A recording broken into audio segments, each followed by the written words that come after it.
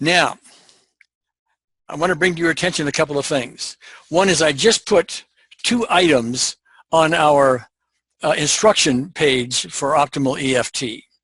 One of those is right at the end of our step-by-step lessons. There's a category now called tips on meditating and getting quiet. As you know, the whole idea about using optimal EFT involves getting quiet, getting peaceful, getting in a loving state. And many people have difficulty doing that. And so I worked with an audience on this and filmed it some time ago, where we're actually doing tapping for the sole purpose of bringing down our chatter, etc., so we can get quieter and quieter. It's really quite effective, and it's there, and you can just tap right along with it and so on. So make a little note about that. It's called Tips on Meditating and Getting Quiet. Also, in our refinements section, I put another article in there. It's called Session Ideas, and it gives you a general idea of how you might want to conduct a session with optimal EFT. It's just a few tips that I've used over time and so on. You might find that helpful.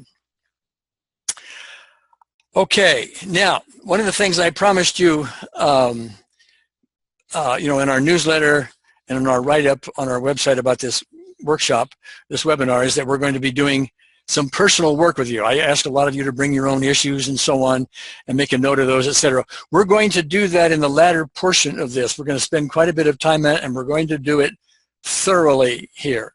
But there's a few things that we want to cover up front first. And one of those has to do with a lot of emails that I received having to do with why our last webinar was canceled. Those of you who came to it saw a note that said, due to an emergency situation, I was unable to conduct the webinar, and we would resume 2 weeks from that date, which is today. What was happening? The emails I got was what was really happening, etc., where you were having a health crisis of some kind and so on. And the answer to that was, yeah, I was. I was in great pain. And there was a pain here in my side, and it was a big-time pain. And it just got worse and worse and worse, and I had no idea what it was. By the way, I would like to have 2 people raise their hand to join in this conversation, because what happened is going to be helpful to illustrate some optimal EFT points. That would be Sherry Baker, please, and Claudia Logan, if you're here, Claudia. There's Sherry. And let me call on Sherry. And let me unmute Sherry. Unmute. There we go. Are you there, Sherry? I'm here, Gary. All right, good. Hello. And I don't see Claudia at the moment. But what I want to talk about here, because you had some involvement in this, Sherry. Yes. What happened along the lines here, and how people were doing optimal EFT for me that I didn't even know, including yourself. And what unfolded from all of that, I think, is going to be very instructional to those here. First of all, when this was happening, I had no idea what it was. It turned out to be a kidney. I was passing a kidney stone. Huge pain. Some people liken the pain of a kidney stone to the pain of childbirth, but I can assure you, if the pain of childbirth was like that pain, no woman would have more than 1 child. That's just my view anyway. It was extraordinary pain. At any rate, so Sherry, when you saw that, you and I had not talked. Tell me what you perceived and what you did at that point. Well, when I first saw that notice, intuitively I knew it was you, because I said there's no way Gary doesn't do this webinar for any reason other than he just physically can't. I knew you didn't have anything else that you deemed more important in the webinar. So I immediately thought, okay, something's going on with you. And then Claudia and I spoke, and she said she didn't know exactly what it was because you didn't know what it was. But we would certainly start to use optimal EFT, because the beauty of optimal EFT, one of the wonderful things about it is that we don't have to know. Unseen Therapist knows exactly what was going on with you. So that was the good news. So we both agreed that we would just do some optimal EFT on you, bring in Unseen Therapist, and do whatever we could until we knew more details, and then we could work, you know, more specifically, which is often very good. But that's what we started to do, was just to bring her in. And Claudia had some, I don't see her raising her hand here, maybe she's not with us today, but Claudia had some understanding of this because she's a nurse, and I was in pain, and she and I happened to be talking, and you know. But anyway, so she knew that I was going to be not doing the webinar in advance. Anyway, shortly thereafter, I left in my car. I live way out in the country. I had to travel 2 hours to the emergency room at the hospital, at the local hospital, raining and all that kind of stuff, and I was full of ibuprofen. Ibuprofen, you're not supposed to take more than 3 a day. I had 10 in me within 2 or 3 hours, something like that. And the pain was from a 4 to a 5 up to an 8 or 9, all the way, the trip all the way there.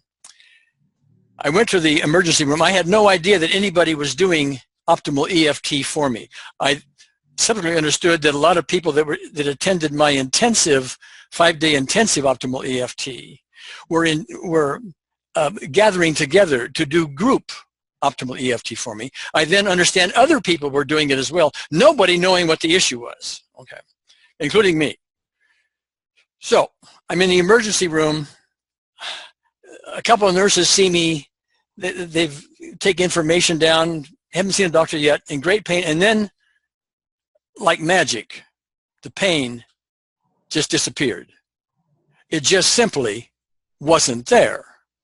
I had no idea what was happening, but they went in, the doctor finally saw me, gave me a CAT scan and all kinds of stuff, and they found this kidney stone. It was indeed there, should have been causing me pain, was not. There just simply was no pain. Now, they let me go, and they gave me a little strainer that I would urinate through to catch this kidney stone when it finally passed. The only thing that came out was a little bitty, tiny, infinitesimal little piece about the size of an alfalfa seed. And then there were 4 or 5 little specks about the size of a piece of dust. And that was about all there was to it. Now, that's all I've seen since.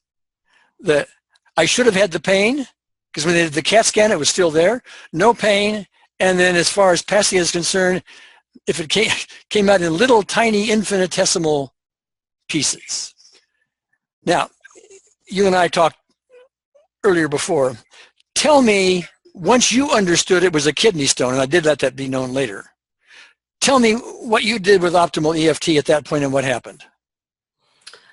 When I was, once I found out what it was, you know, I was just give it to Unseen Therapist, whatever needs to happen. Ideally, Gary would not be in pain, and we would have this resolved as quickly and easily and effortlessly as possible. However, Unseen Therapist, you know better what needs to happen, so I just turn it over to you, kind of thing.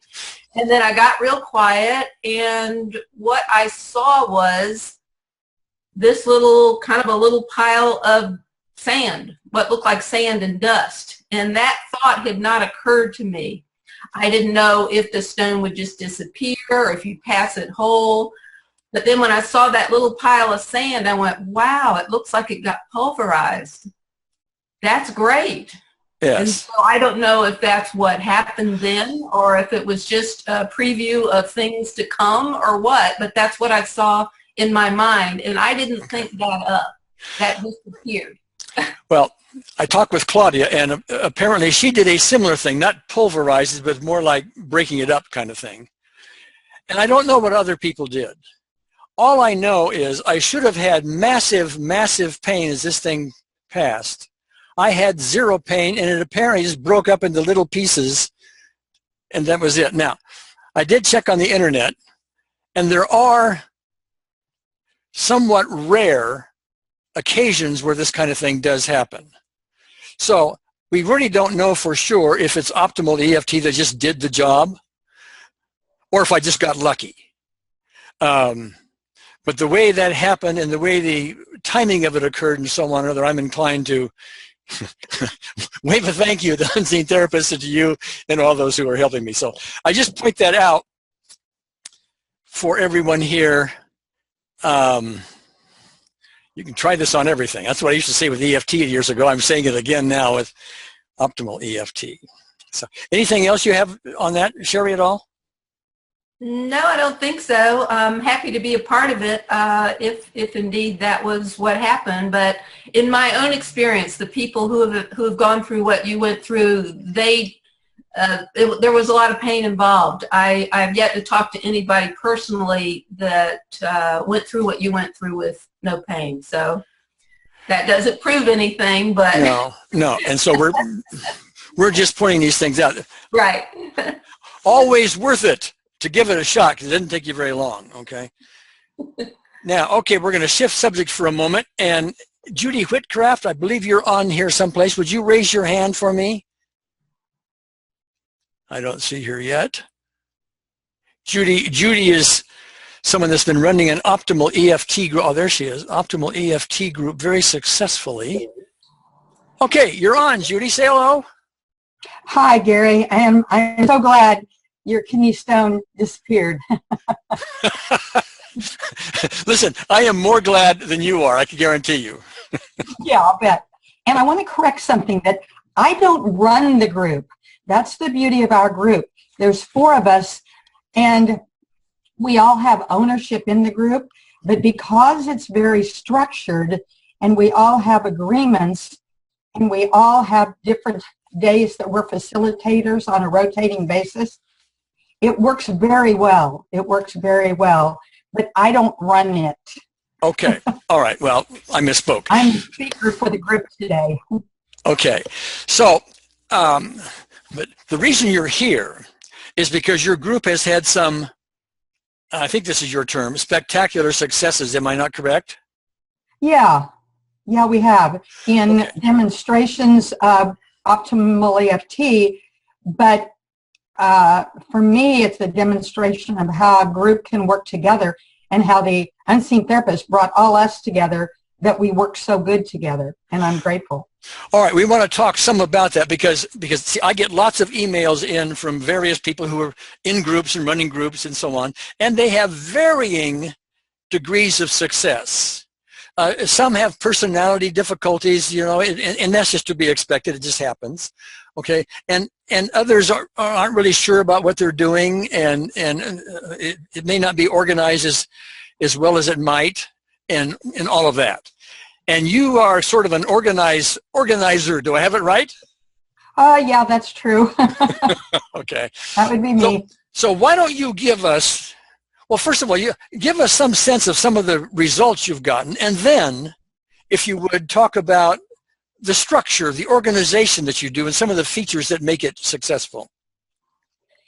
It seems that every week, for sure at the end, we all leave the close up the group feeling a lot better and with more clarity and more energy than when we started.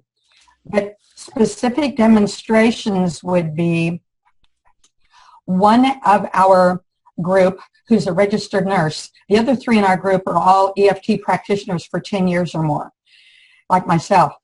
And the registered nurse came and said, okay, I want to work on my son. And then one time she came in, I want to work on my daughter. And for me, one time I was working on a friend that was sick.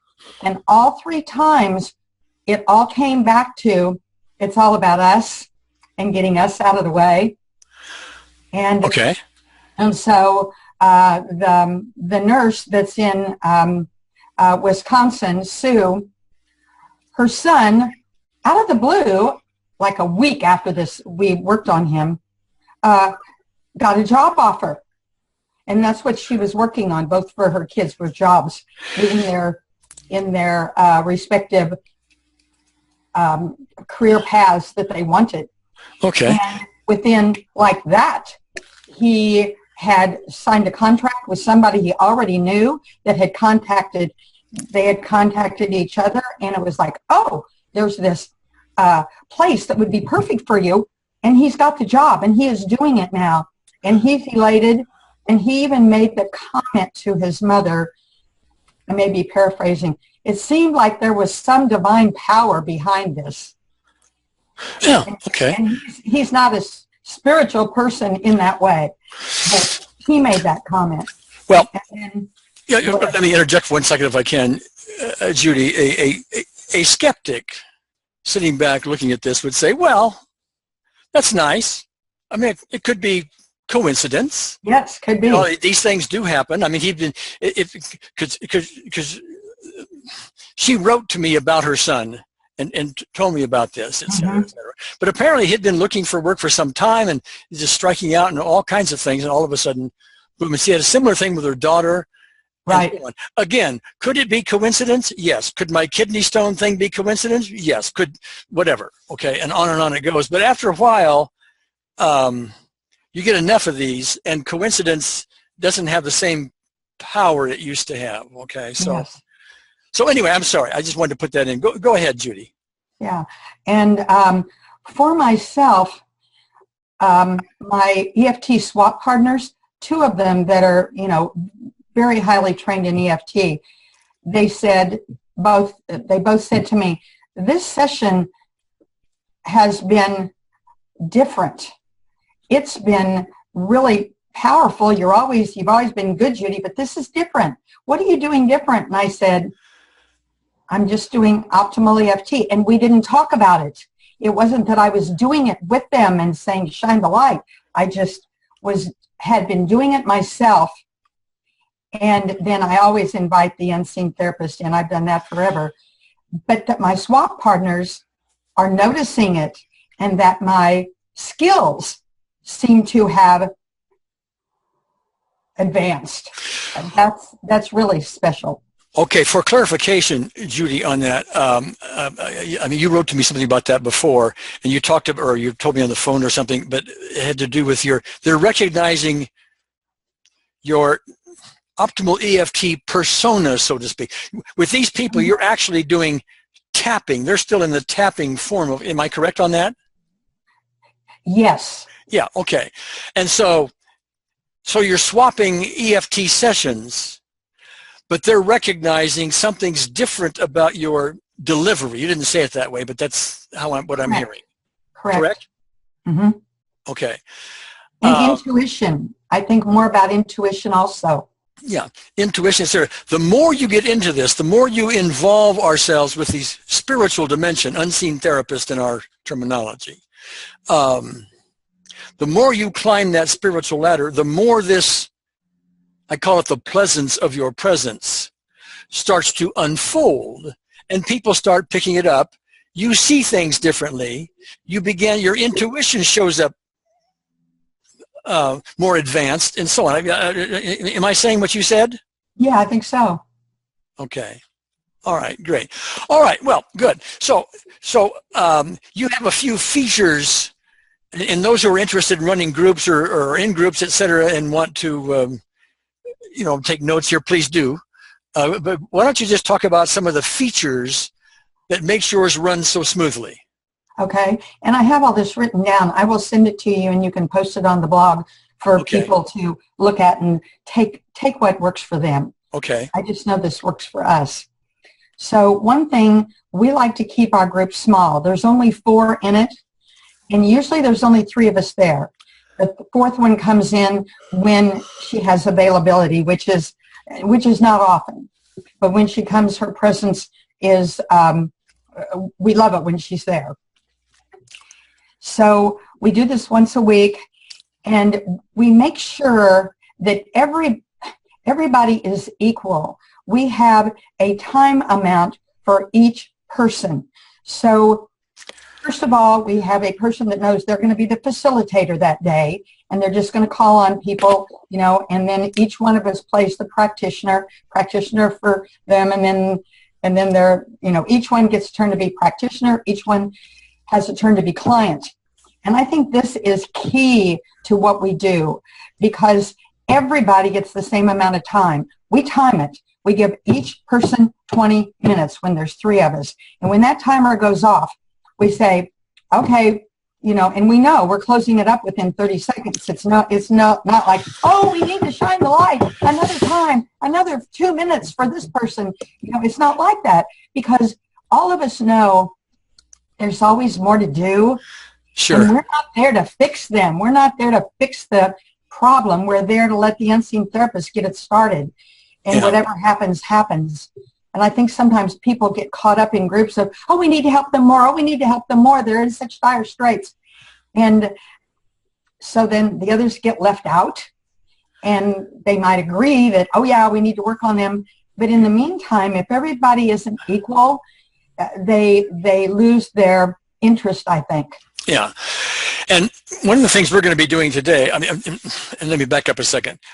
The reason for these optimal EFT practice groups, which are all voluntary, and by the way, anybody who's not familiar with that can go to our website and you'll see a link at the top menu for groups. And there's a whole bunch of people that are listed that are candidates, want to be in groups. But the idea is groups get together, and since we're dealing with the ultimate healing process, which is love, we call it unseen therapist, and it's got lots of other names.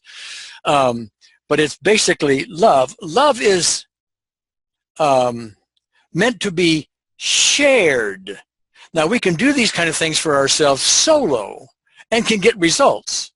But when you share it, we're getting more and more input in that our results are deeper, wider, more prolific, and so on. So the groups are there for sharing purposes. Now, later on in today's webinar, we're going to have this much larger group, over 100 people now, plus what maybe 100 in England,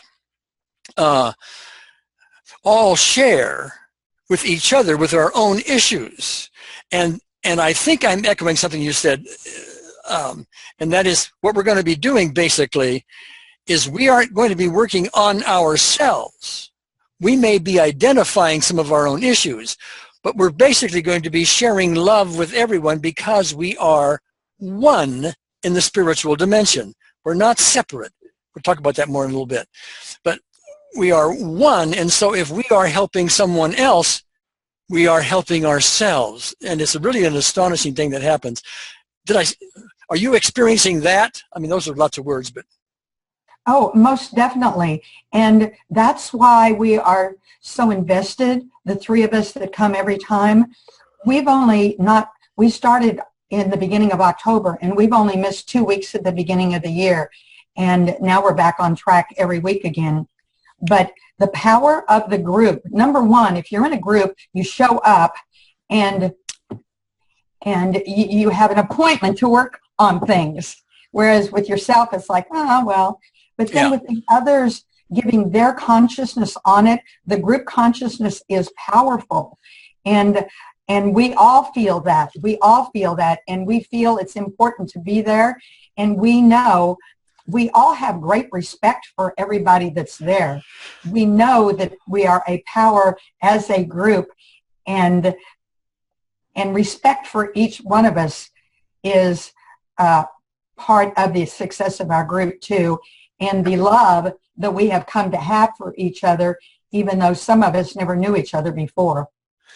Yeah, but it's important that somewhere in there we have a compatibility, a comradeship, a meeting of the minds, and the organization you're putting forward, everybody gets the same time, etc.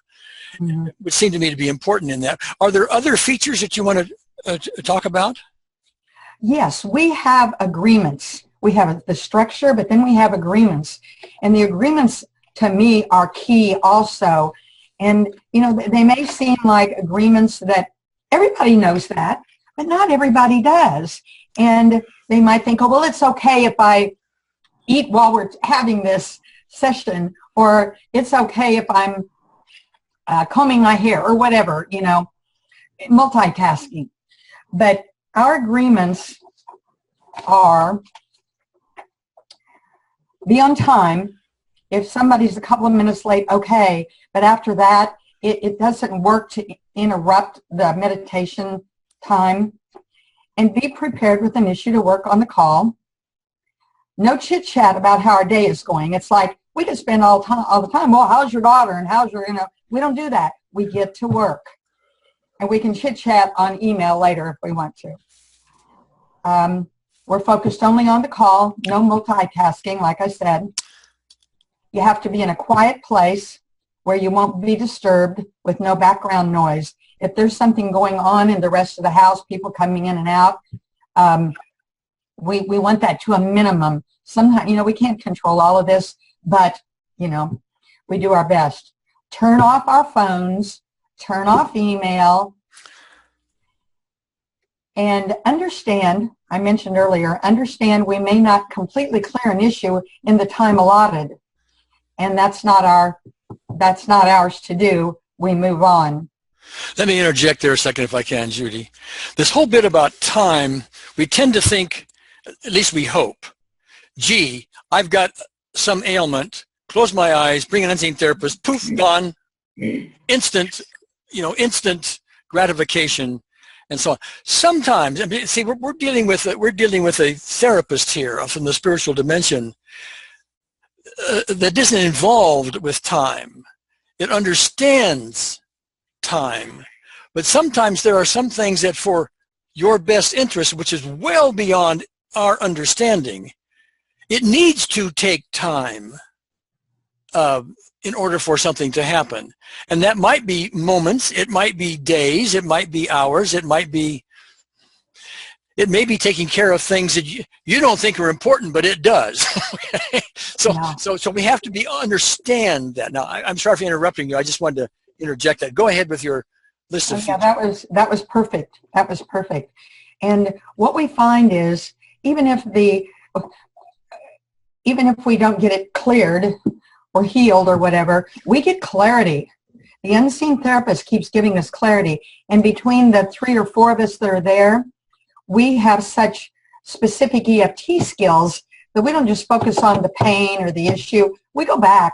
We trace, we do the detective work, and we go work on the 3-year-old and, our inner 3-year-old and our whatever. Your specific events and your tabletops and table legs and all the things that are in the gold standard EFT. Go ahead. Right, exactly. And so I think it does help that we do have the expertise there between all of us to trust each other and trust the way they're taking us, that, okay, this is important, this is something I haven't thought of before. So it's interesting for us to watch the dynamics of the group, because what one won't think of, another one will, and we'll get their input and what they saw while the 2 minutes, which actually sometimes we do 5 minutes. We found out that when we do 5 minutes, it goes like that once we get started. So, okay. Anyway.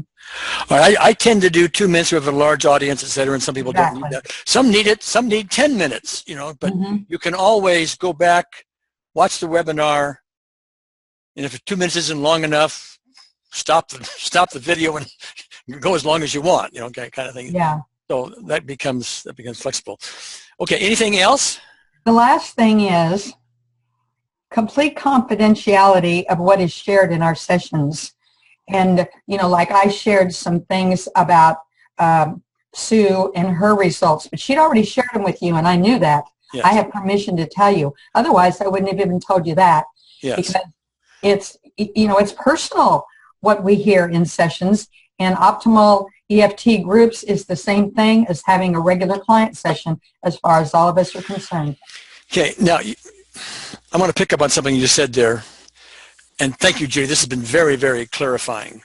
But one of the things that is occurring that I'm hearing is in your group, you have people who have been around EFT and not, if I'm hearing it right, not the sort of surfacey, let's do scripts kind of EFT. You've really studied goal-centered EFT. You understand the importance of specific events, tabletop and table legs, the personal peace procedure, the aspects, and all the other things that are going to the detective work to get down, to the details. Okay. So yes. Now, a little bit later, we're going to be talking about the levels of EFT.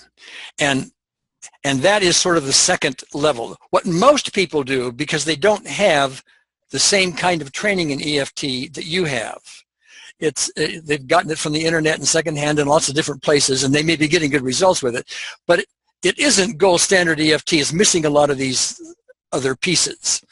So I think it's useful in your group that you have people that all have the same level and you can get down to these details.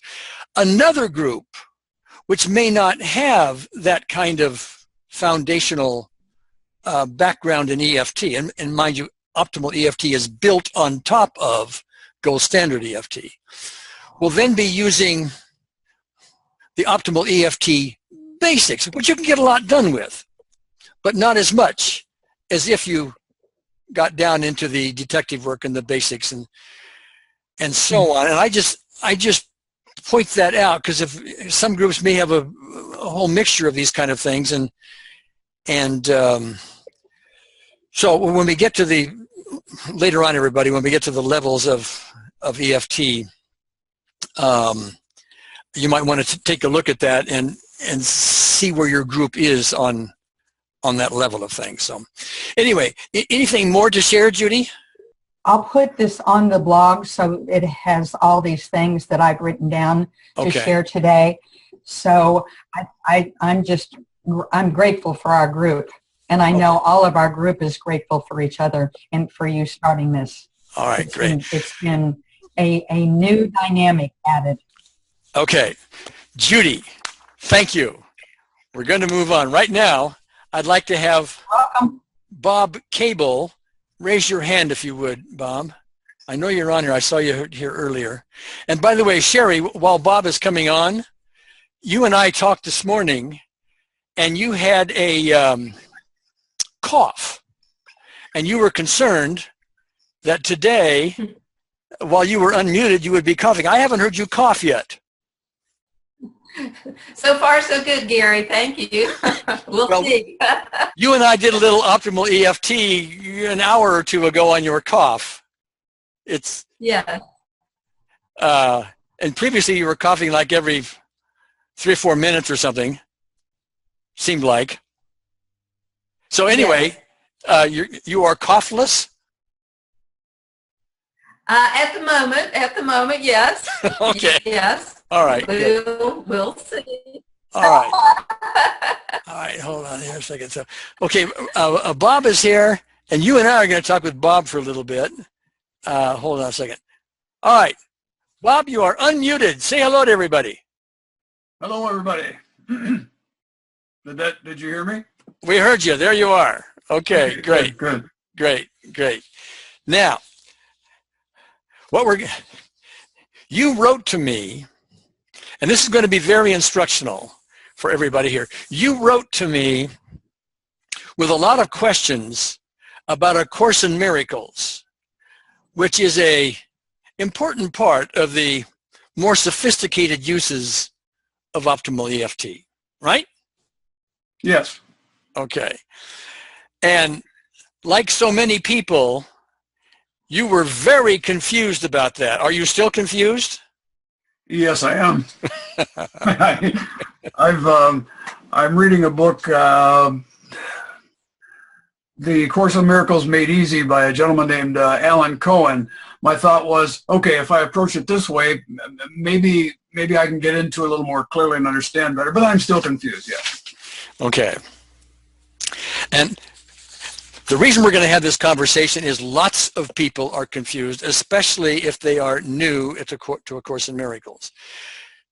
Sherry, you were telling me earlier that Marianne Williamson, who is an author who has written many books on A Course in Miracles, has a little phrase, the truth will set you free. Give us this phrase, would you please? Marianne says, the truth shall set you free, but first it will piss you off.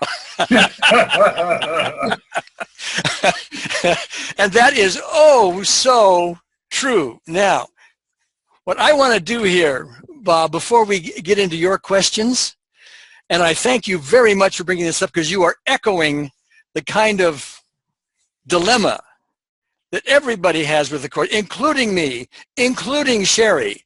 When we first come across this document, we go, what is this? But somehow or other, it seems to keep our attention. Some people throw the book across the room. They're mad at the book. Other people, like I do, I'd read it and just go to sleep. You know, all kinds of things would happen. So what I'm going to do here, and it may take me a moment to do this. Hold on one second. I'm going to do something here with my screen. Yeah, there we go. I'm going to put up a PowerPoint. Whoops, that's the wrong thing to click. I'm going to put up a PowerPoint, which I want to go over with everybody. Whoops. Here we go. Because it's going to establish some important pieces. Now, I'm going to put this up so everybody else can see it, so it takes me a moment. Hold on a second.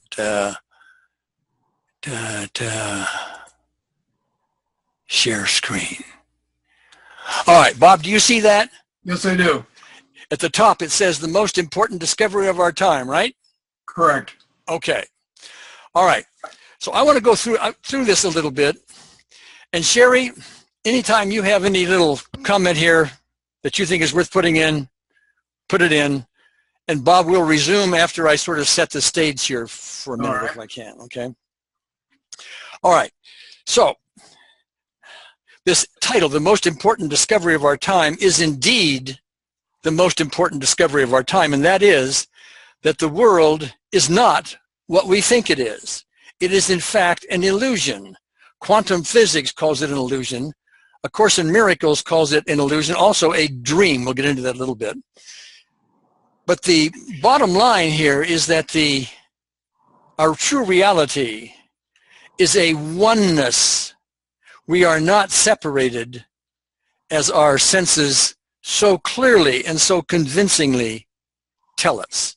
Now, I'm going to have to move some stuff aside here.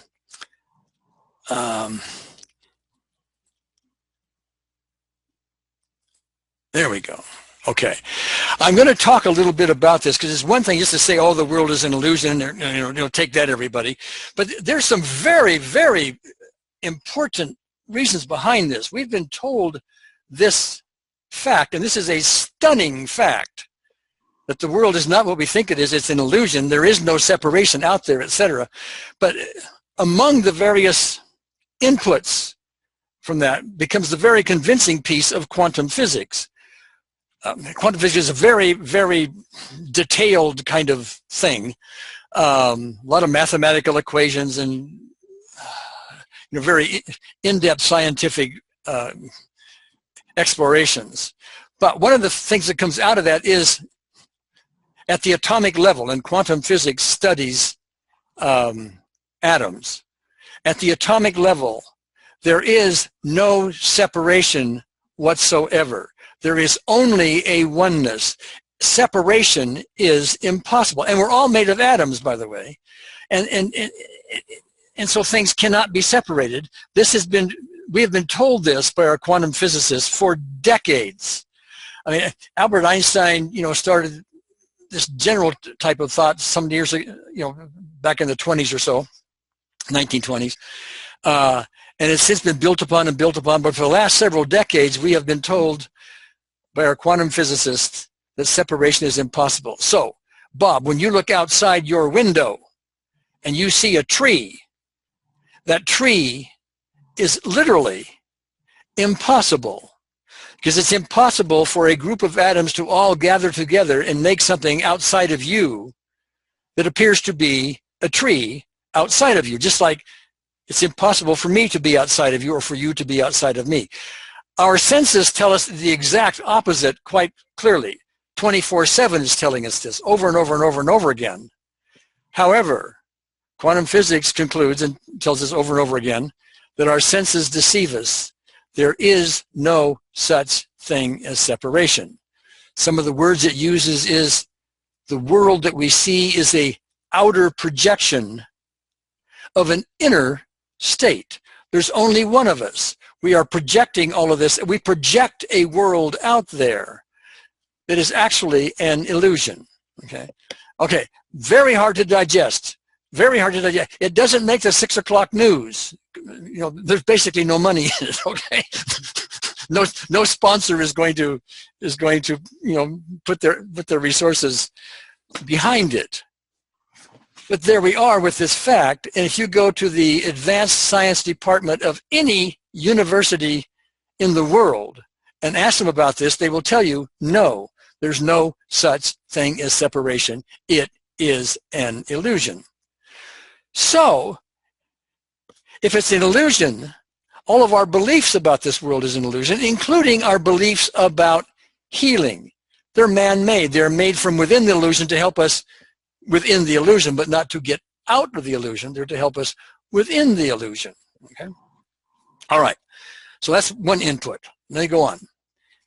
There are also near-death experiences, NDEs. There are thousands of them, people who have experienced death, died momentarily, and they explain these things. I mean, you can go on the internet and just look for NDEs, and you'll find whole big websites just listing these things all over the place, where people are talking about what happens, and they're all different.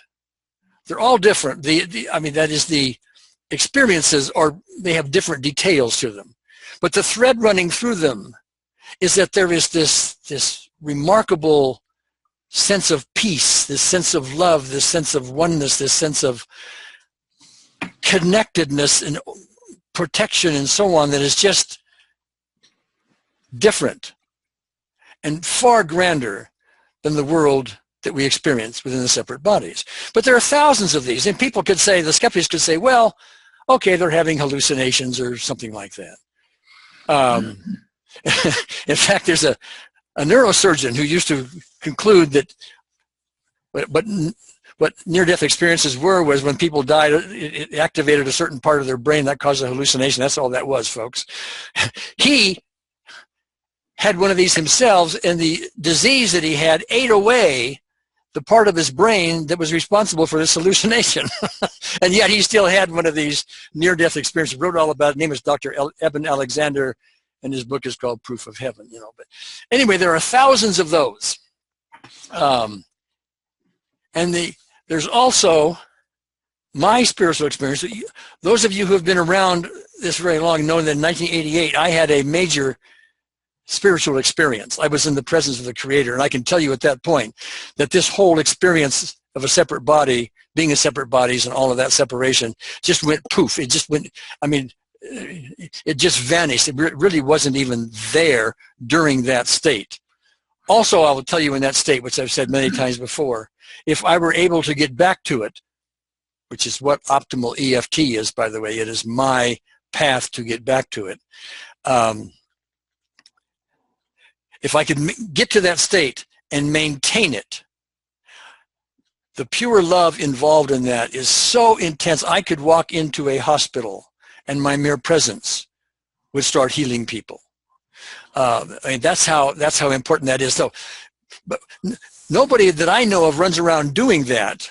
But optimal EFT is a method where we are in the beginning stages of developing that, and even in our beginning stages, we're getting remarkable results that are transcending what we were getting by the tapping form of EFT. And now, finally, and this is what we're getting to here for you, Bob, there is a Course in Miracles. And it too talks about the world is an illusion. It is a dream. There's only oneness. There's not separation. It's 1,200 and some pages. It does this on and on and on and on again. Now, here's the difficulty. If you go to quantum physics, it will tell you what the issue is. There is no separation. The world's an illusion. You go to but it doesn't tell you what to do about it. If you talk to the near-death experience people and read the books they've put out and so on, they tell you what the experience was, but don't tell you what to do about it, how to involve it in your own life, how to climb your own spiritual ladder, or any of that kind of thing. They just report what happened. My spiritual experience, plus, by the way, the spiritual experience of many, many other people, many of which I have listed on my website, which are spiritual experience where you didn't have to die to get to it. You just fell into it, okay? Those experiences don't tell you how to get there. They just show up. A Course in Miracles is the exception to all of this. It is an extraordinary document, channeled from the other side, if you will. And now we're into woo-woo land, okay? So I hope we don't lose too many people. But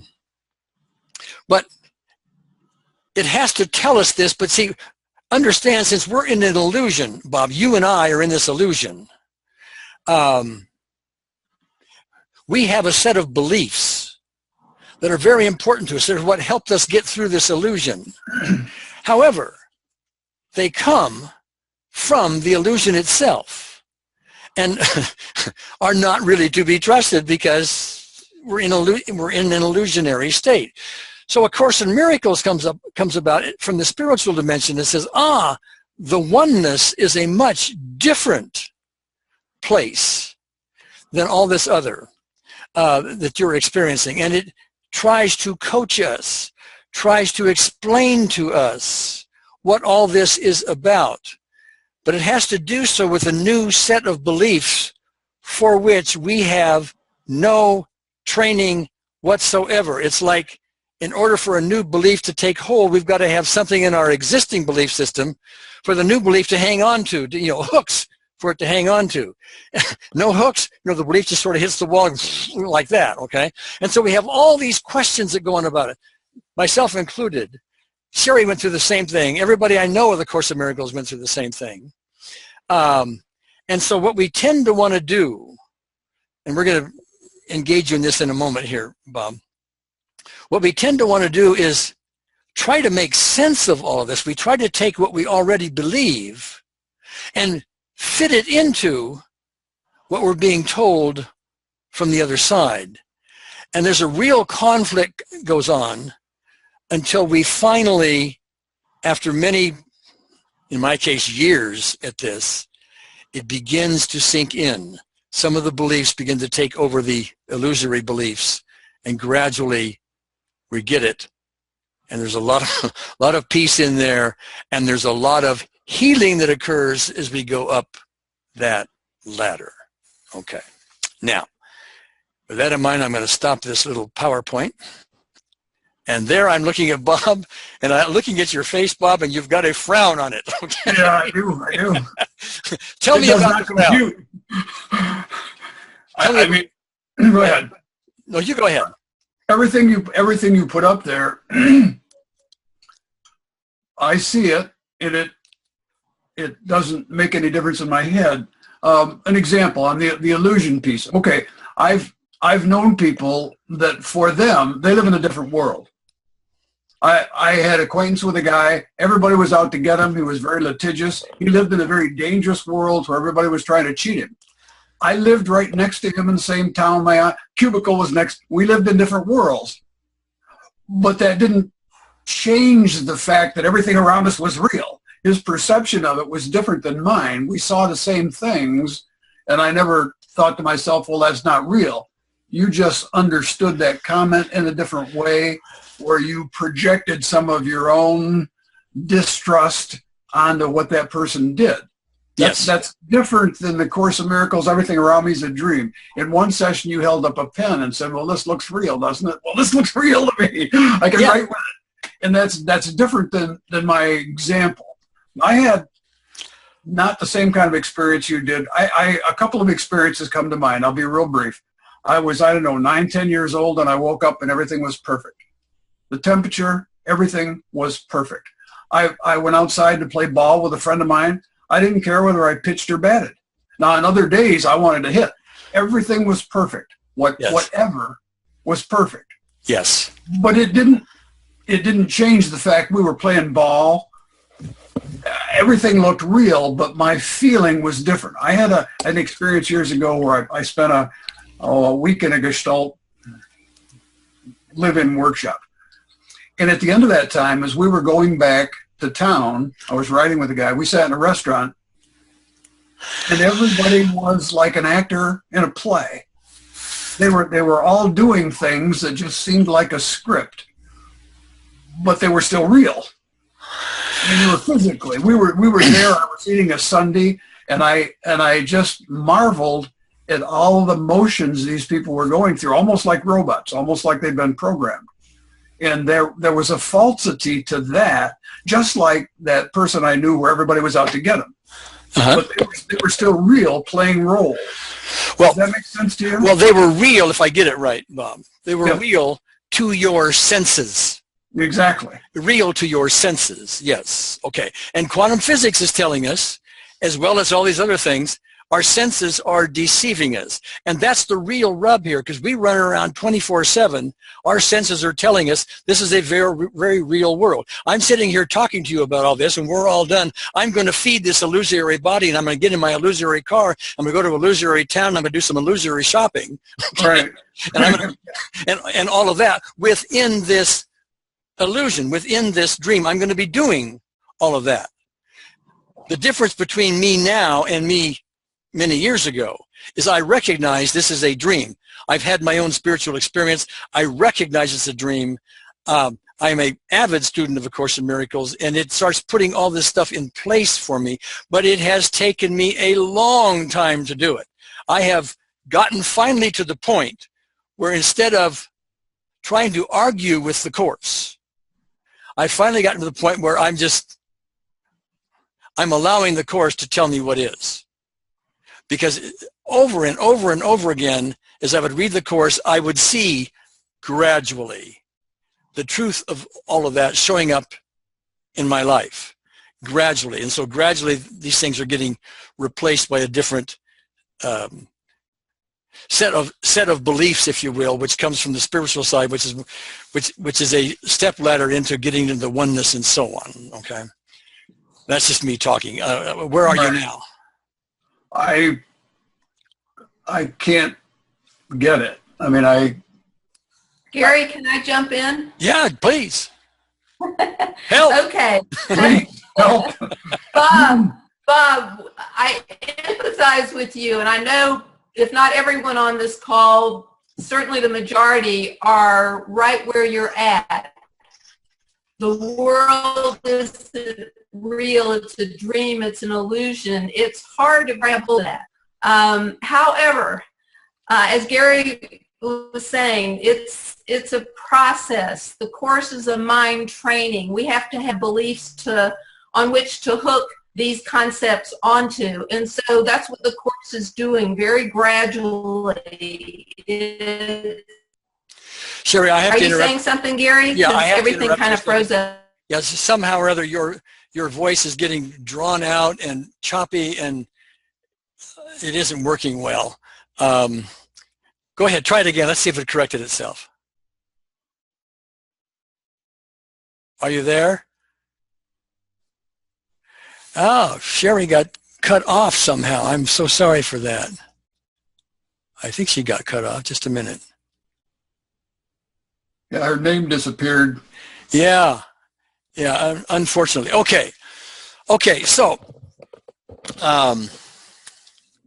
you had a number of questions that you wrote to me about, and you were making some assumption that God says this, these things are, God made this, and so on and so forth, and you had a whole series of things that to you came from the Course. And I'm not going to read them. I'm not going to read them all here, but they all came from the Course. But as I read them, they didn't. The first two came from the Course. Things on point number one came from the Course. The others aren't really there. They're not really said by the Course. Correct. My piece about if this is all a dream, what's the point? That was just me reacting to the whole thing, saying, well, why bother? If it's all a dream, why bother? What's the... Well, because you want to get out of the dream.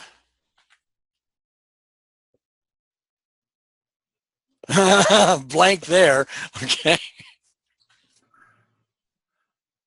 If I had never picked up A Course in Miracles, how would I ever get out of the dream? I mean, I would just live that illusion for, I don't know, multiple lifetimes, I suppose. Except there is no time, so I've only got one lifetime that never ends, or something like that. And all of that just becomes part of the big mismatch that we have Right. a hard time handling. Okay. I've got to tell the audience here first. I'm going to say a few things that are coming from the course.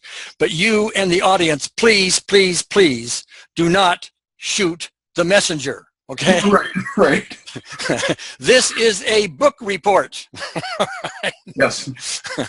I'm telling you what the course says in all this. And remember, the course is the only place, I mean, there are other spiritual disciplines, but it's the place that I use that is a message from the other side that I am paying attention to. Remember, optimal EFT is my path. It's a study of my path. You can borrow from it if you watch, reject the whole thing or whatever. It's a study of my path.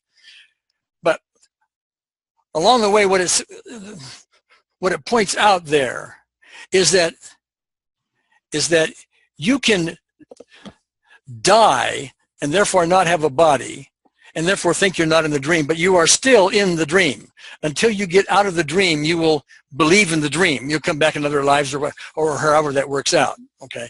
You need to get out of the dream. It also says that everyone will eventually get out of the dream. Eventually. It may be thousands of years, but eventually everybody goes home. We are all one. We all need to go home at once. That doesn't mean a few of us can't get there first and bring others along and so on.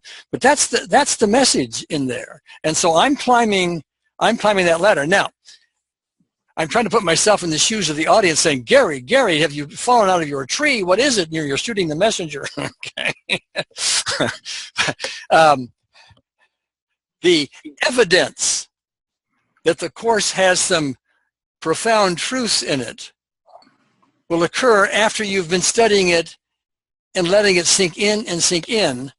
One of the things I'm trying to do with optimal EFT, and I'm going to ask you your view on this in a minute, Bob, is we are combining course principles, the unseen therapist, the spiritual dimension, with the EFT process. We're not doing any tapping. We're not swallowing any pills or drugs or doing surgeries or manipulating the body or anything like that. We are simply being quiet, bringing an unseen therapist, the spiritual dimension, and a lot of things are happening that go beyond what we can do with any other means out there. Would you agree with that? Is that your experience? Yes, no, what? Yeah, no, I agree. Okay, so there you sit now, Bob. If you've been studying this, you've seen an 80-year-old lady get almost completely over a stroke. Right. Okay. You've seen my kidney stone thing. You've seen all kinds of things that have paraded right by you, doing nothing more than just simply being quiet and bringing in the spiritual dimension. Does that persuade you at all? I don't have any problem believing any of that, but it doesn't tell me that this is all an illusion. I mean, I don't move from what's been experienced here to that next step. I don't have any problem with what I've seen. I believe it. I believe the unseen, the connection with God, the unseen therapist. I don't discount any of that. Uh-huh. It just doesn't lead me to all around me that's my sticking point. Well, yeah, and it's a sticking point for everybody, and that's why we are talking about it. I haven't run a poll here. We now have, what is it? How many people do we have? 129 people, plus a number in England. All right. And I'm surprised a lot, they're all still here. Okay. I come at it, I'm very emphatic about this illusion thing, but I'm emphatic about it because I have been outside of this illusion in my spiritual experience. I have been there where this thing just vanished, and the grandeur of that other experience is so far beyond that. This experience here isn't real compared to that. That's the reality. Our senses tell us something that we call as real inside the illusion, but outside of it, no. And so, since we're in the healing business, so to speak, mm-hmm. I'm bringing that in. Now, you don't have to buy any of the fact that you don't have to buy the illusion part of it at all. You don't have to buy it. You can just simply bring an unseen therapist, do your thing, get your result, etc. If you want to get deeper and deeper into it, it's my view that you need to get deeper and deeper into gold standard EFT, some of the refinements that go on, and have a solid foundation in what the course is telling us. But again, that's my path. Right. It's my path. You can pick and choose from any of those that you may want. Okay. Any other thought? We've got a couple of people want to speak to you or speak to I just say really quick, it seems to me that I'm just going to have to keep reading the Course in Miracles and waiting for the magic to happen in my head. Well, that's the way I did it. Okay. I don't know how you do it. You may just be perfectly satisfied with just what we call the optimal EFT basics. Just simply bringing in unseen therapists for the issues, see how far you can get, and go on. You know, if you want to go further along my path, that's what you do. If you want to go another path, you can do that too. That may work, for all I know, even better. Now, stick around here for a minute. Okay. I'm going to talk to Erwin. Erwin, you've got a comment apparently. Yes. You can hear me, right? Yes. Okay. Maybe this will help Bob. This helped me years ago, long before I got into A Course in Miracles. I was thinking about, Buddhism talks about the illusion and Hinduism, Maya, and I thought, what are they talking about? And what came to me was that, the electromagnetic, I don't know what you call that, line, it's huge. It goes way over to infrared, you know what I'm saying? And the electromagnetic spectrum. The spectrum. Yeah. And all we see with our eyes is this little tiny thing called visible light. So we're not seeing what's really there. We're just seeing a little piece. With our hearing, the same thing. Although hearing isn't part of that field, but it's the same thing. Dogs can hear things we can't hear. That sort of stuff. And with our thoughts, our brain is just as it's like a computer. If you took our brain apart, you couldn't find any. It's kind of like if you take the computer apart, you can't find the Word document you just printed. It's where is it? It's just a bunch of zeros and ones. So it's an illusion because it's not an illusion in a way. What we're seeing is real, but what we're seeing is so tiny that we're missing everything. We're just seeing, and I think that's basically what I hope it makes it more clear, made it more clear for me. Yeah, and that's a great way to put it, because our senses, even though we rely on them, and let me put in perspective this electromagnetic spectrum we see a little bit. If the entire electromagnetic spectrum extended 3,000 miles from San Francisco to New York, the part of it that our eyes actually see is about the length of our arm. Okay, so it's all the rest of it we don't see. There are also, our scientists have discovered, 11 different dimensions. We're only aware of 4. The 3 dimensions of space plus time. That's only 4 that we're aware of. There are 7 others we're not aware of that are totally outside of our ability to grab. And so the idea that there's something way grander than what our senses give us is obvious, even to the fact that our senses are so tiny, tiny limited. Okay, so we're talking about something way beyond there. So eventually you've got to say to yourself, well, okay, I've got all this input I got from quantum physics and what Erwin just said, and all of this, and the near-death experience, and all of this, but I still see here something that seems to me very, very real. It takes time. I've read the Course, as have you, Erwin, numerous times, and every time I read it, it sinks in a little bit better. That's your experience? Yes. Sherry, is that yours as well? You're here. You're back here. Yes, I'm back. Okay. Yes, that is definitely my experience. Okay. And I wanted to point something out that I think will help Bob too. I wanted to read just a couple sentences from the Course, if that's okay. Sure. Yes, please. It says in lesson 132, "There is no world!" exclamation point. This is the central thought the Course attempts to teach. Not everyone is ready to accept it, and each one must go as far as he can let himself be led along the road to truth. He will return and go still farther, or perhaps step back a while and then return again. What it's saying is this is a very difficult concept, but it's very foundational. keep on reading, as you said, Bob, and the magic, quote unquote, will happen. You will start to have some experiences, perhaps, that defy time and space, and it will become an idea that's more and more comfortable, but it will happen, I believe, over time. It's not something any of us read and then say, oh, okay, that makes sense. Thank you. Okay, now I've got a number of hands here. Unfortunately, what I want to do is spend most of the rest of our time, on joint work with our own issues. But I am going to, I'll just call on two folks here. I'll call on Dorothea and Beverly. Dorothea first. Hi. Are you there? I am. All right. Go ahead. Okay. Well, when I raised my hand, I was going to simply ask, is the illusion an illusion? Is the Course in Miracles an illusion?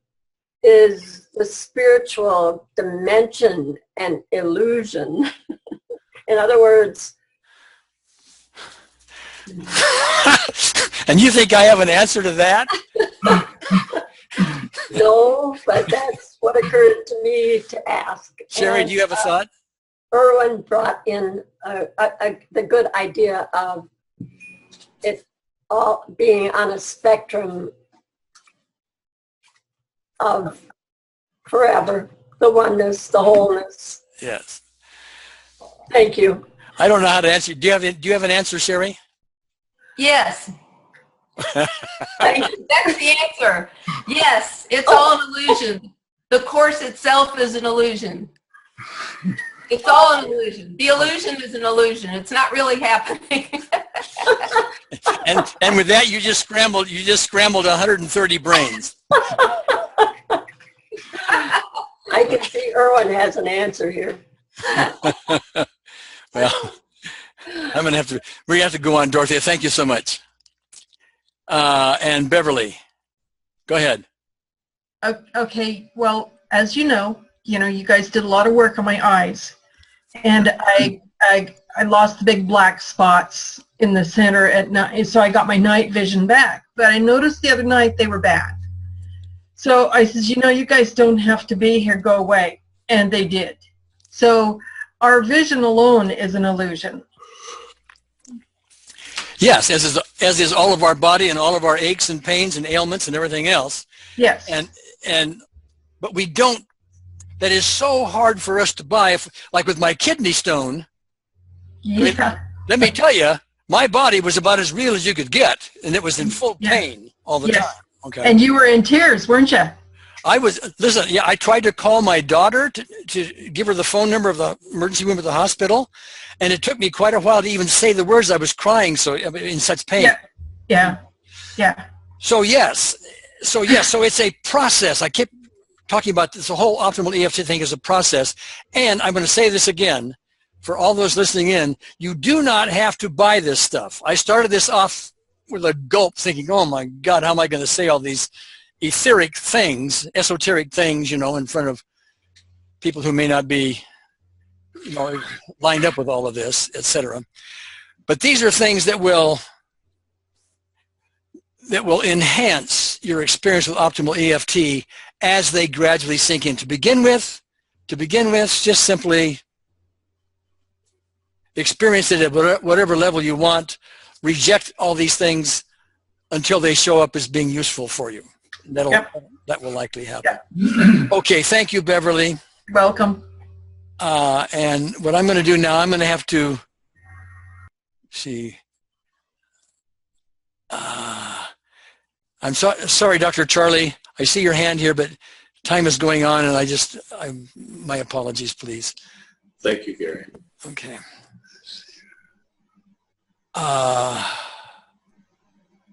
And let me see. Okay, now what I would like to do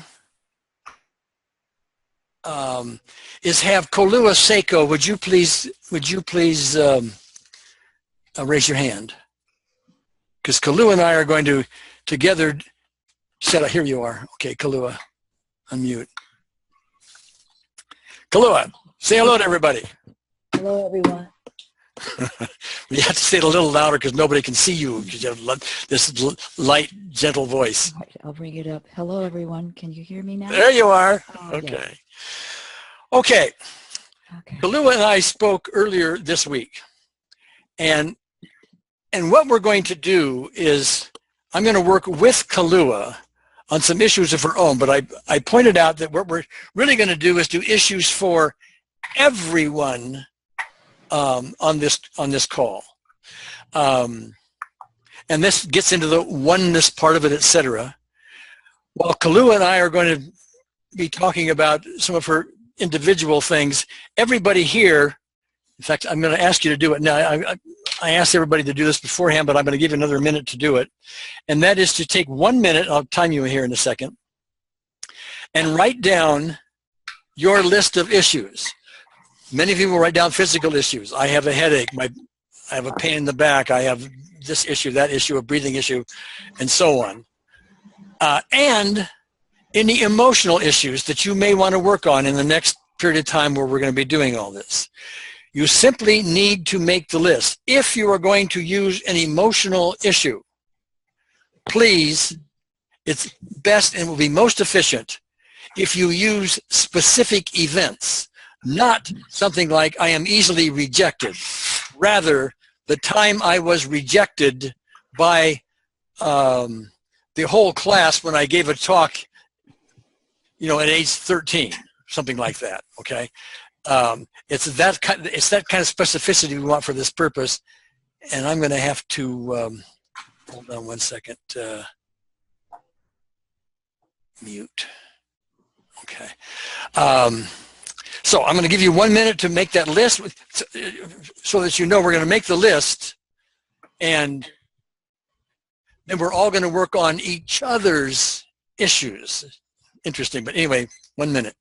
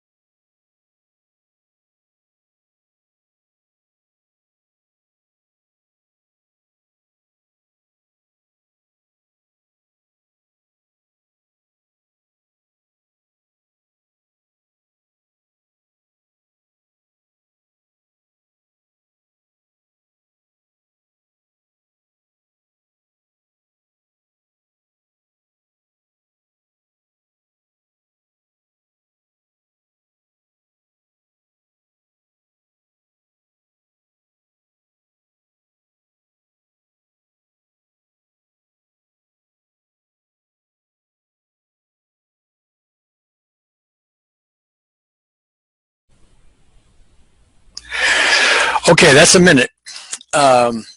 If you have more, you can keep writing your list down, while I speak here. But I'm going to visit with Kalua, and she's going to be sort of a stand-in for all of you. And so as I'm speaking with Kalua on her issues, you are invited to, and I'll instruct you as time goes along, to join in with us as I instruct her on the details here. So anyway, Kalua, let me get out my Kalua list here for a second. Okay. When we talked on the phone, apparently, Kalua, you had an accident some years ago, and as a result of that, you have a neck issue. Did the knee issue also occur from the accident? Oh, wait a minute. I'm sorry. I have you muted. I'm sorry. Got to Kalua unmute. Okay, so was the accident also part of the, the knee issue part of the accident? No, it's not. But Gary, before we go on, I have one thing I can offer that we didn't discuss, that we were looking at some kind of tangibles, but yes. not at today. I got a blood result that shows that I have what's called the C-reactive protein that is excessively high. Anything higher than 3.0 is high-risk cardiac issues, and I have a 6.67. Oh. So that's something that's extremely measurable. Yes, it's not going to be measurable today because that takes a blood test to do. You got to draw blood and go to a lab. Let's go back over the list. As a result of our conversation before, you have this. Describe the neck thing to me, would you? Yes. It feels like I have little ball bearings that rotate when I move my neck. Okay. And as you move your neck now, do you feel the ball bearings? Oh, yes. Okay. I don't know how to, I always like to get a before and after when I can, but the ball bearings? Yes. Are they on a, if 10 was the worst discomfort it could be and 0 is nothing, give me a number for it currently. Oh, it's not high. Let's say about a 3 came to mind. 3. Okay. And you had a stiffness in your knee. Your knee, as I recall it, it's not stiff during the day. It's stiff only in the morning? Yes. When I initially get up, it's pretty shaky. Okay. So, but right now it's fine? It's all right. I can get about. Well, okay. But I'm looking for, if we're going to look for improvements, we're going to look for something we can measure. So is it currently a 1 or a 2, or is it measurable at all, the stiffness?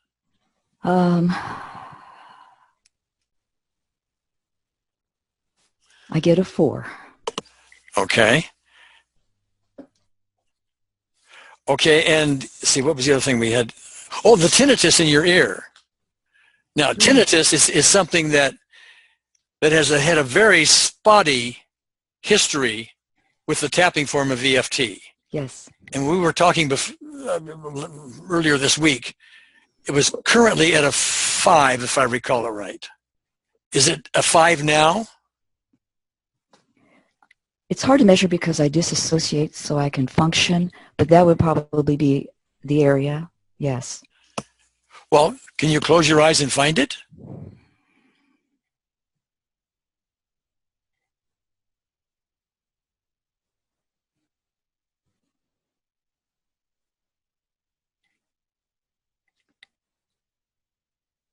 Yes, it's uncomfortable. Well, estimate a number for me. Okay. Gary, it's really funny. It went very emotional for me, and it goes to like a 7. I don't know. I don't know the association. It just. Okay, but it went very emotional for you. Yes. Okay. All right. While we were doing this, others, I would hope that you were assessing your own 0 to 10 levels on all these various issues. Now, you didn't mention in there, Kalua, anywhere of a emotional issue. You didn't put that on your list. Now, this is also a very public place. Are you comfortable talking about any of that, or we can even deal with it, by the way, if you want to say private? I just want to know if there is one. Oh, the public is fine. Okay. And I'm not getting a specific event or emotion. I just something swelled up. I've disassociated so long, so and that only came up through our conversation, that there was a disassociation. So I'm grateful for that. Well, when you say disassociation, that has different meanings to different people. All right. Does that mean you have been dissociating emotionally most of your life? That's a good question. I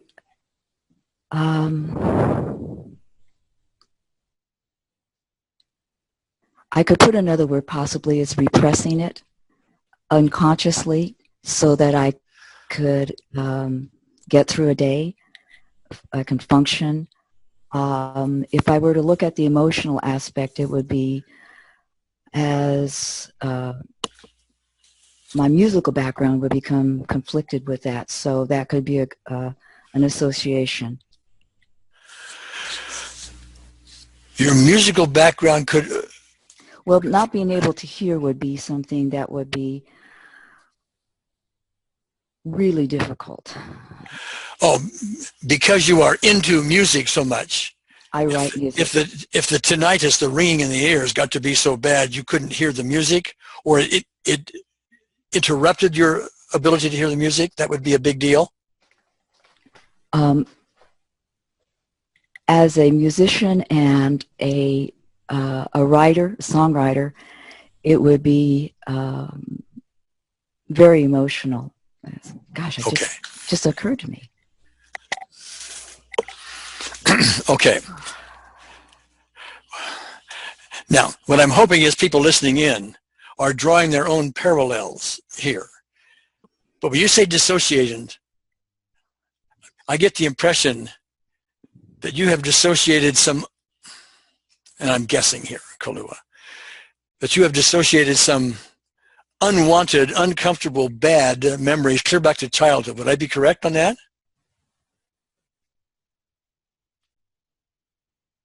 Yes. Okay.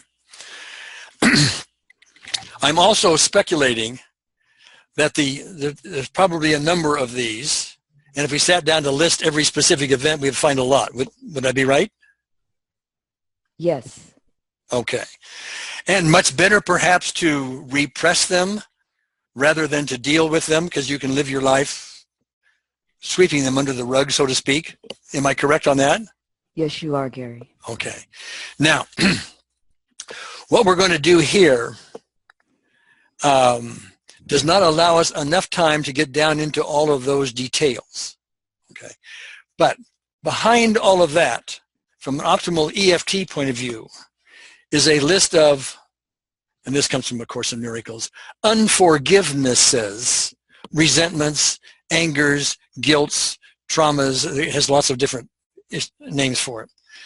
So we're going to, with our issue here, we're going to try to deal with those all at one time. I would suspect your C-reactive protein, which is in the 6s and should be below 3. Mine, by the way, is 0.2. Okay, so just to give an idea of all of this. Okay, and I've had a heart attack. Okay, and mine is 0.2. Okay, so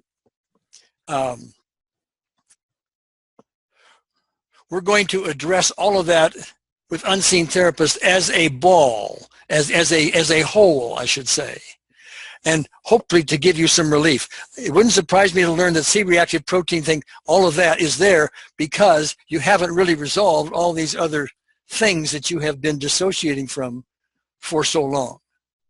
Does that feel right to you? Yes, it feels. I never made the correlation, and it does. It sits very well with me. Okay. Well, this is in a way gold standard EFT where we're getting down to specific events, et cetera, okay? And what we found with optimal EFT is sometimes you only need to deal with 1 or 2 specific events and all the rest of them collapse. Sometimes we don't need to deal with them all. We can just hit them in a global way and they either collapse or we kick the center out of it. I've seen that on many occasions. There's no guarantee here, okay? But I want to point all that out. Now, what we're going to do here, and let me give kind of, well, here, I'm going to do this. I am going to, for the moment, go back to our PowerPoint. There's a couple of things I want to point out here first. Okay, there are 3 optimal EFT levels. I'm doing this for perspective for everybody, okay?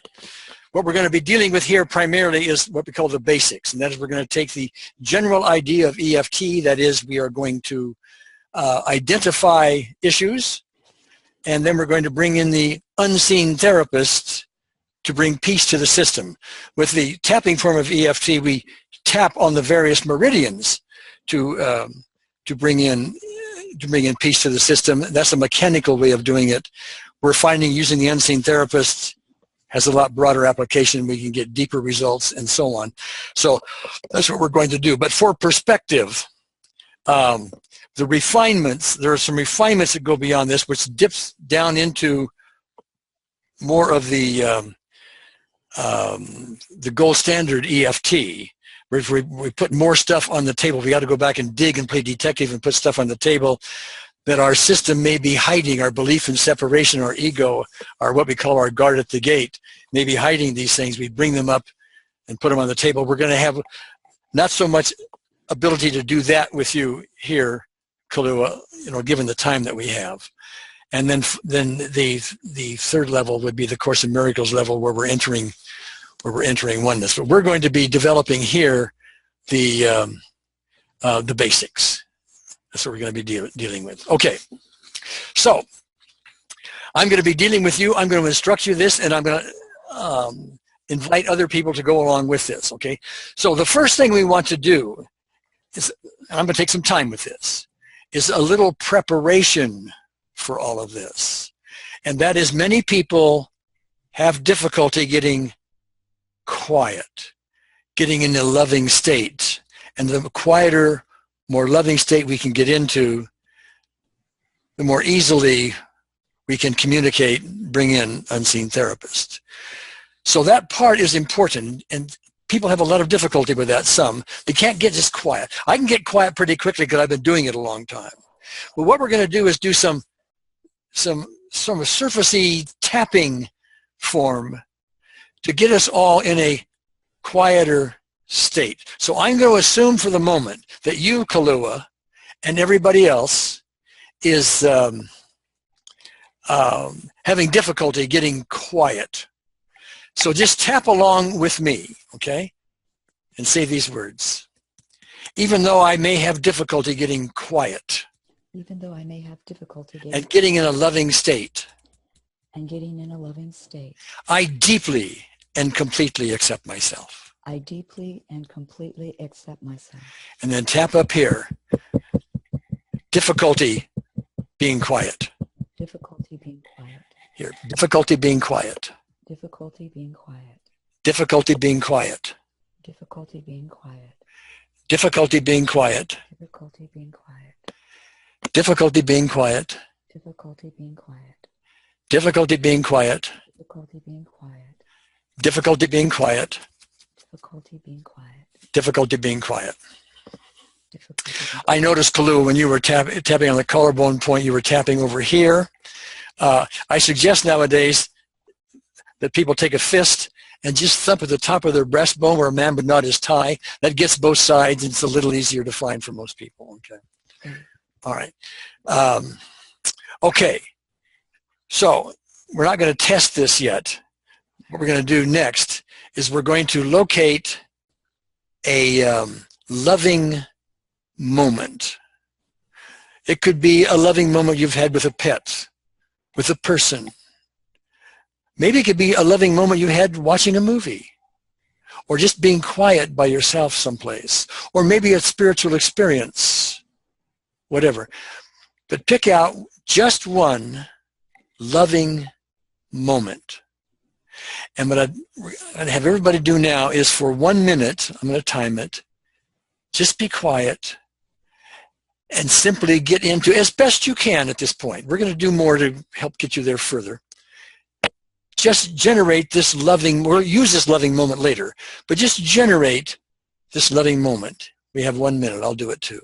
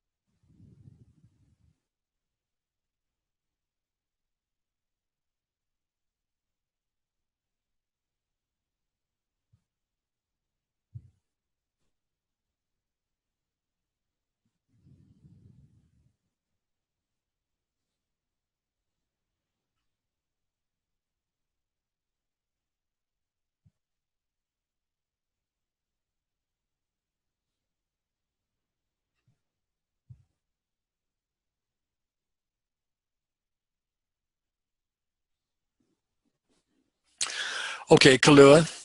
Yes. I want to ask you about your experience. Did you have any difficulty in the loving moment? Do you maintain it the whole minute? Come in and out of it? What? Surprisingly, I was able to stay with it. Usually you aren't? No, there's a lot of head talk. Okay. And do you do that little tapping routine before you try to get quiet before? I have used it, yes. Okay. But this time it was easier to get to. Much easier. Okay. All right. All right. Now, you may or may not be reflecting everybody else. So I'm assuming everybody else hasn't had quite your experience with that. And it doesn't hurt to overdo it, okay? So what we're going to do here now is we're going to get back into our loving state. And I'm going to assume for the moment that when you get into this loving state and then try to intensify it, to expand it, to make it grow, and get more and more and more loving, you'll eventually run into some kind of barrier. Oh, only go so far. Here comes the chatter or something else, okay? That tends to be what happens. So we want to be able to expand this and make it grow and just grow into the cosmos if we can. But chances are we're going to find some barriers. And so let's do some tapping now for those presumed barriers, okay? So even though I may have some barriers, I deeply and completely accept myself. Okay. These barriers, these barriers, these barriers, these barriers, these barriers, these barriers, these barriers, these barriers, these barriers, these barriers, these barriers. Okay, now the exercise, Kalua. Yes. By the way, I just saw you yawn. Yes, I did. Okay, and that's, I just want to point out that is often in EFT terms a sign of emotional relaxation. Okay. Yes. No guarantee. Oh, and I just saw Dorothea yawn too. Okay. She's laughing at me. Anyway, so now everybody, if you would, and we're going to do this 1 minute again. We're going to get quiet and we're going to just expand this. We're going to make this loving thing more loving and more loving and more loving. And let's see how far we can take it. Go ahead, 1 minute.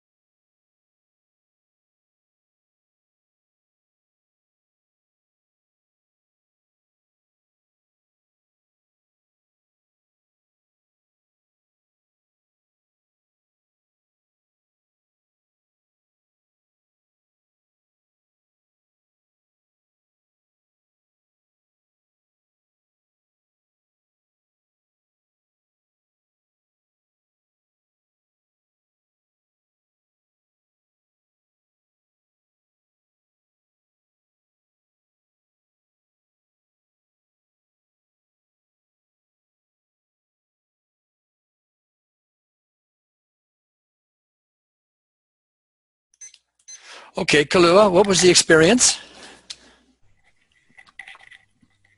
It shifted to a state where... A little closer. Okay, it seemed to shift to a state of... Gary, the only way I can put it is nothingness. And there was no head talk. There was no... the event or the pet that usually has that tremendous loving feeling, but there was this neutrality of space. Was it good, bad, yes, neutral, what? Oh, Gary, it was wonderful. Was it a loving space? And I don't think the word is loving. Well, go ahead. It's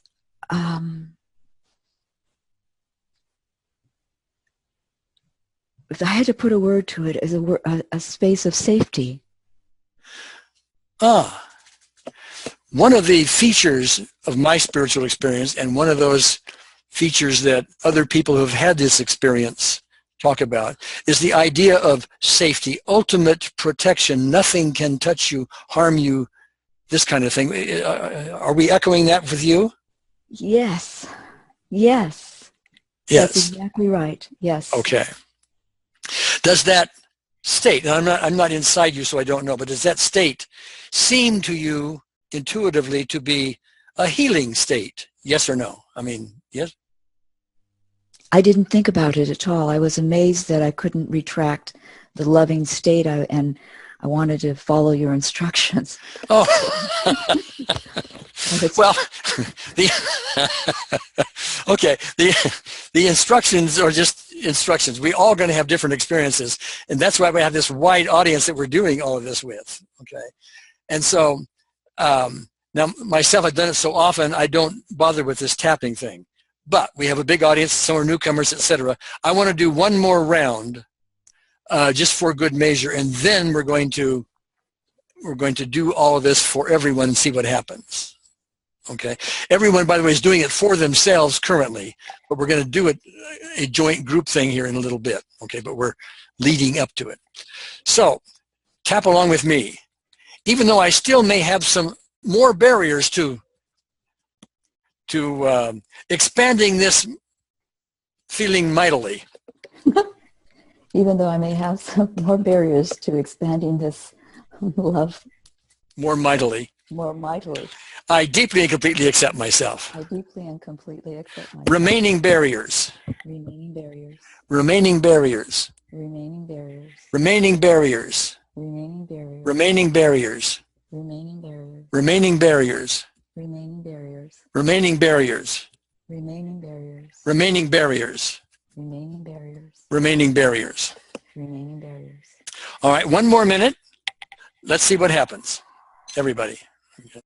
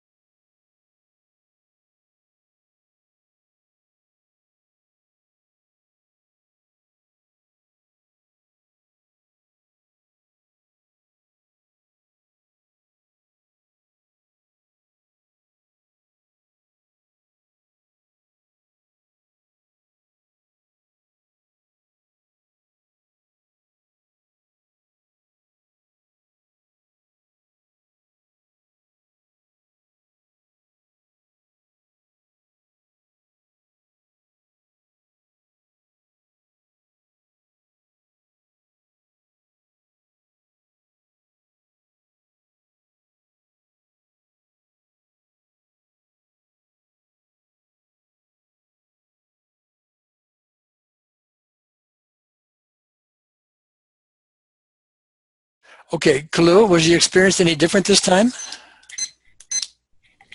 No, it stayed in that neutral state. I feel like I got permission to stay there, so I was able to just stay in that state. Okay, so you stayed in the state.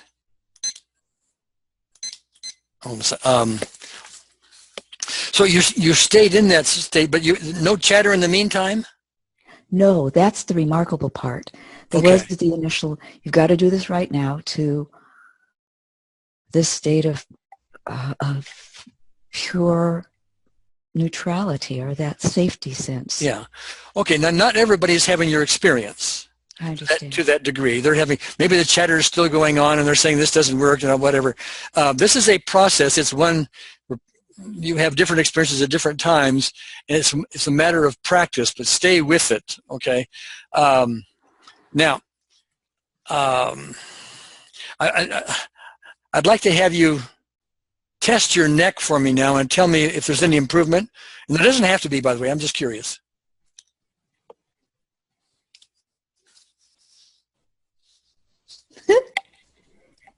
Yes. Well, it was a 3. What would you say? It's under a 1, and the litmus test is hearing the ball bearings. And I hear 1, and there was probably about a half a dozen.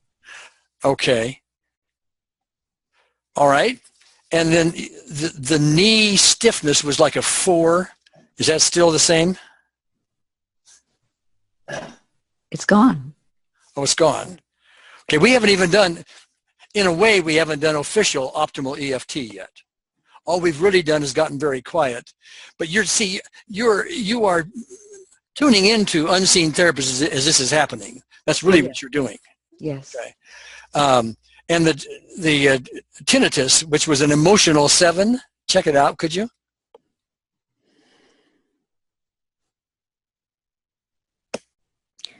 The emotional charge is gone. Okay.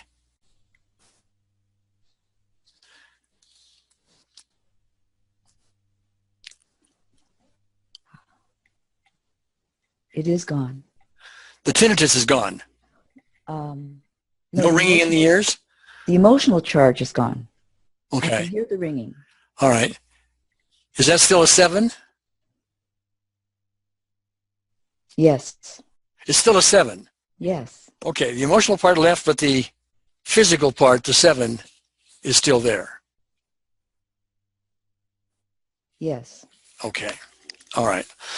Okay. So now I need to walk everybody through this. We're going to now work on everybody. Everybody now should have their own list of things, 0 to 10s by them and so on. So you've had some kind of befores. You might even want to check it out as I'm talking if some of those things are still the same as they were. Maybe some may have improved. I don't know. But let me talk about what we're going to do now. We're going to not sit down and bring in unseen therapists for our specific list of ailments. You, Kahlua, will not be doing that for your knee and your neck and tinnitus and so on. You will not be doing that for your specific list of ailments. Instead, you will be generating this love that we've now been practicing, and you're going to imagine a giant golden ball. And in this golden ball is going to be the essence, not the bodies of, but the essence of, the spiritual essence of, however you choose to define that, of everybody else. It's all in the ball, all in the ball. And we'll also recognize that each of those bodies that are related to those essences have their various ailments, their various emotional issues, and so on. You, Kahlua, do not know what they are. They haven't sat there and given you their list. I don't know what they are either. But they are physical body pains of one kind or another. They are emotional issues of one kind or another. And so what I like to do is I imagine this ball, and everybody's in there, and what I'm going to do is I'm going to add my love to that ball in behalf of everybody else. Now, I'm part of everybody else, but I'm not focusing on my stuff. And you, Kahlua, don't focus on your stuff. It's everybody else. We are all one. And that's the exercise here. We are all one. Your issues are the same as somebody else's issues, even though the details may be different. Okay? Guilt is guilt. Anger is anger. Pain is pain. Da, da, da. Okay. And so we are all manifesting this kind of thing with our various spiritual and emotional imbalances and stuff like that, okay? So you're going to add your love in there. And as you add your love into, you be aware everybody else is adding their love, and this ball just grows with love and grows with love, and you're part of that love, okay? And actually, I'm going to start this, but I'm not going to join in it. I'm going to sort of narrate it for you. So everybody, I'm going to say what I just said, basically, so that everybody is along the same path, doing a similar thing. We'll do that for about 2 minutes, and then we'll check in, okay? So, if you would, close your eyes and generate that loving feeling that you're going to add to this ball. Just be aware of the love. And then notice this large golden ball, and put the essence, the spiritual essence of everybody in there. They're all floating around doing whatever they do. And to all these essences is connected different bodies with different pains and ailments and one thing and another. But the one common thing among everything is love. And you're participating in that. So you add the love into the ball and just notice it wherever you put it. And notice everybody else is adding their love to it as well. That would be 123 people plus whoever's in England. More love. And it blends together. And just notice some of the essences may have some emotional issues. They don't forgive somebody. Love will take care of that. Your love Our love will take care of that. They're angry or resentful about something. That's sort of a jitter in the whole thing, but it fades with the love. Oh, there's a pain or discomfort someplace. And that fades with the love. And just stay with it. We're almost 2 minutes, but stay with it for one more minute.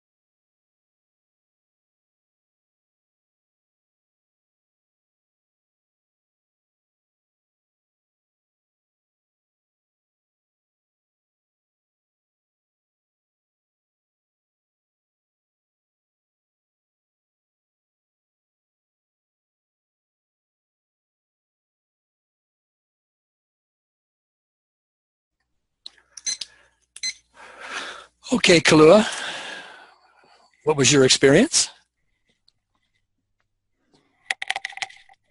I see tears, I think. I also noticed you yawning while you were doing it. I floated between my pet and that neutrality. The joy was, this is really goofy, Gary. We accept goofy here, okay? Nachi really liked men with beards. Nachi's your pet? Yes, she's she was a fox terrier. And she goes over to Irwin and is licking his face. I'm almost embarrassed to say this, continually licking his face, and it was just so much fun to watch that love that she's generating to Irwin. And that, and then, like I said, I would oscillate between that and the neutrality for those minutes. Okay. And check out your neck, your knee, and your tinnitus. I still have the one ball bearing. I'm going to take this off for a moment and see if it makes a difference. Okay.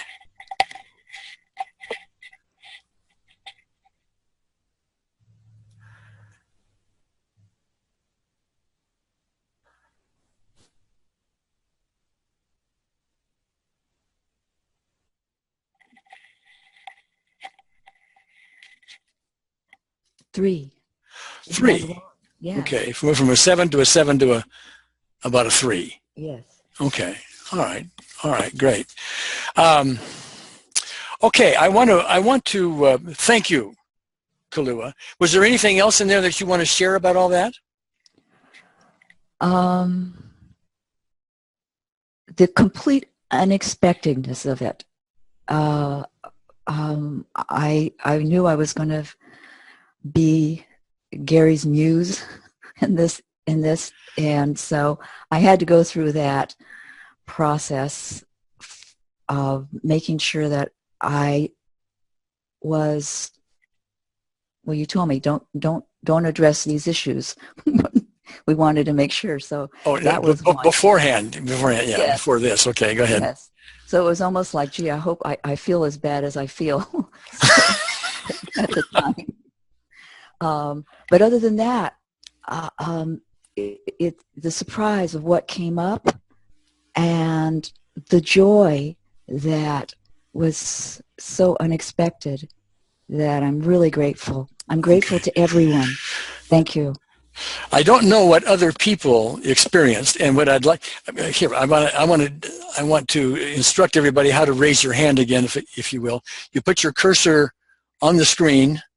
At the bottom, it becomes some clickable items. One is participants. Click on participants, and then click on raise hand. Because I would like to. I need your feedback, by the way. If I don't get your feedback, then I don't know how well this worked or didn't work or whatever the case may be. Because I have in mind doing this for the next, certainly the next webinar, and maybe several after that, so we get more and more practice and practice and practice and practice as a group on all of this. So, okay, we got a few hands here. I've got Brian. Am I unmuted? Can you hear me? You are. We got you. Okay, great. Yeah, the thing that I got out of this is deepening that love sensation. It never occurred to me to try to expand it, because I just think of just a moment when I first realized I was in love with my wife, and I didn't think I could get any better than that.